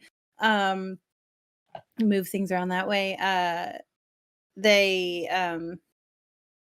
There's not really a 1-for-1 on that. I mean, there's literal telekinesis if you're illuminated, but for an item, there's no magnetic thing that lifts or manipulates objects. So there isn't actually a good 1-for-1 on that that I can think of. It's not quite it, but isn't there like a grav sled? It's just like a push cart with like little anti-grav things on the bottom. Is that a thing? I mean, that's a thing. I don't know if it's like a specialty item. It's not a specialty item or anything, but like I have described at times when people are moving like hard cargo, like grav technology exists. So like if I was playing in a game and someone wanted to have something that let them just kind of like generally lift stuff with like grav tech, I'd probably let them spend a couple machinery cubes and a couple tech cubes to be able to achieve such a thing. Yeah. The thing about the magnesis is that you can lift things like real high and really far. Sure. That would be more of a specialty item which doesn't exist. Yeah.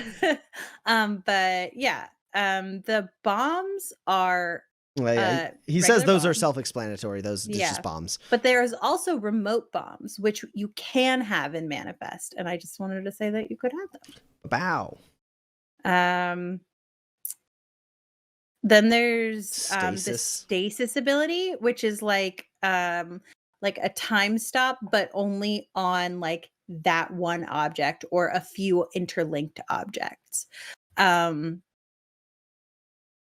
don't think we have anything that I can think of that's like that. But basically, you point your Sheikah Slate at it, and it like and then it holds it in stasis for 10 seconds or something. So like a rotating thing can like be a platform that you run across before it like starts moving again, or a ball that's coming down like a ramp you have to get up, you can stop it and then run past it.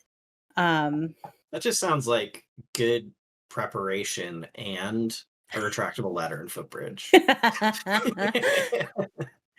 But there's nothing in the closest thing again to stasis is the telekinesis illuminated ability. And then there's a camera that you take pictures of like wildlife and stuff. It's real cute. I mean, yeah, the general functions like of it being like a device that is like a tablet that lets you like see where you are and take pictures and stuff. Yeah. Survival kits or just a couple machinery or tech cubes can achieve those kinds of things for sure. Yeah.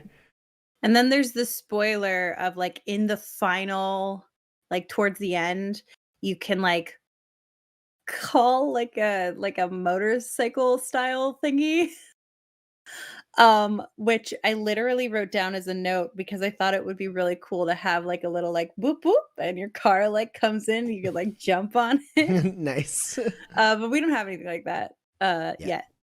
It's just a well-trained automaton horse. Right. Yeah, you have Well, an automaton horse. Yeah. that's the closest thing to it. You are absolutely right. But those are like all the abilities that I think it has. I didn't finish the game because I lent my Switch to someone and they still have it. So, but I don't think there are any other secret abilities. So, All right, we do have one last question. It came in on the stream chat. It's from Carnaxis. It says, are there luminescent trap powers, kind of like the arcane traps in D&D? I mean, not yet, but like you've said it now. Eventually a source book will come out with some more luminescent powers. So, yeah, I don't think there's anything quite like that. So there's no luminescent power that lets you like place an effect somewhere to be triggered later. Mhm. All of them are things you're actively doing in the moment as you're using the power. yeah. We have had people make mundane traps though that were very effective. And they were actually magnetic and they were pretty great. Yeah, the little bouncy pads. Yeah. The like anti-grav / magnetic pads that we made that one time. But yeah, there's no luminescent powers that do that. No luminescent powers that are some. There are some luminescent powers that are ranged, and there are some luminescent powers that are like definitely affect other people and can take them by surprise. But there's nothing, like Dan said, there's nothing that is something that has sort of like a time stop on it that like you can like to put it in D&D terms, every luminescent power is a concentration spell. Yeah. Yeah, exactly. All right, cool. So those are all the questions we have. We thank you all so much for joining us tonight. We had a lot of fun. I guess I will go ahead and just let the audience know this campaign in particular is coming to an end soon. It's probably not next episode, but it's probably at least the episode after the next episode. That doesn't mean that this stream is ending, by the way. There will be another season in 2021 of Manifest Actual Play.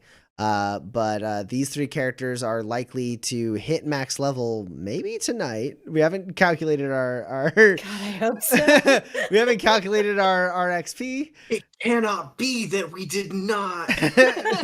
Do you guys only need 4 XP to hit 20 or something like that? Yeah, okay. These guys are hitting level 20 tonight. They're hitting max level. They are going to become legendary characters of Manifest.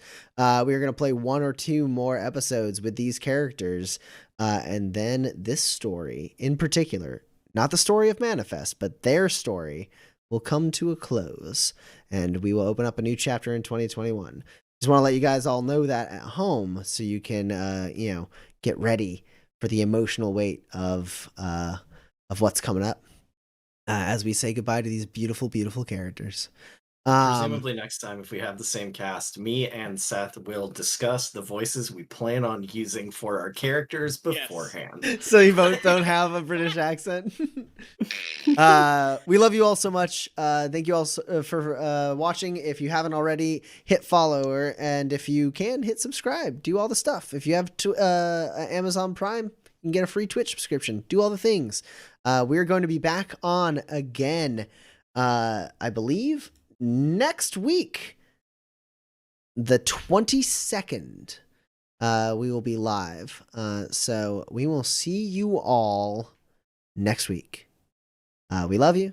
Stay safe. Bye. Bye.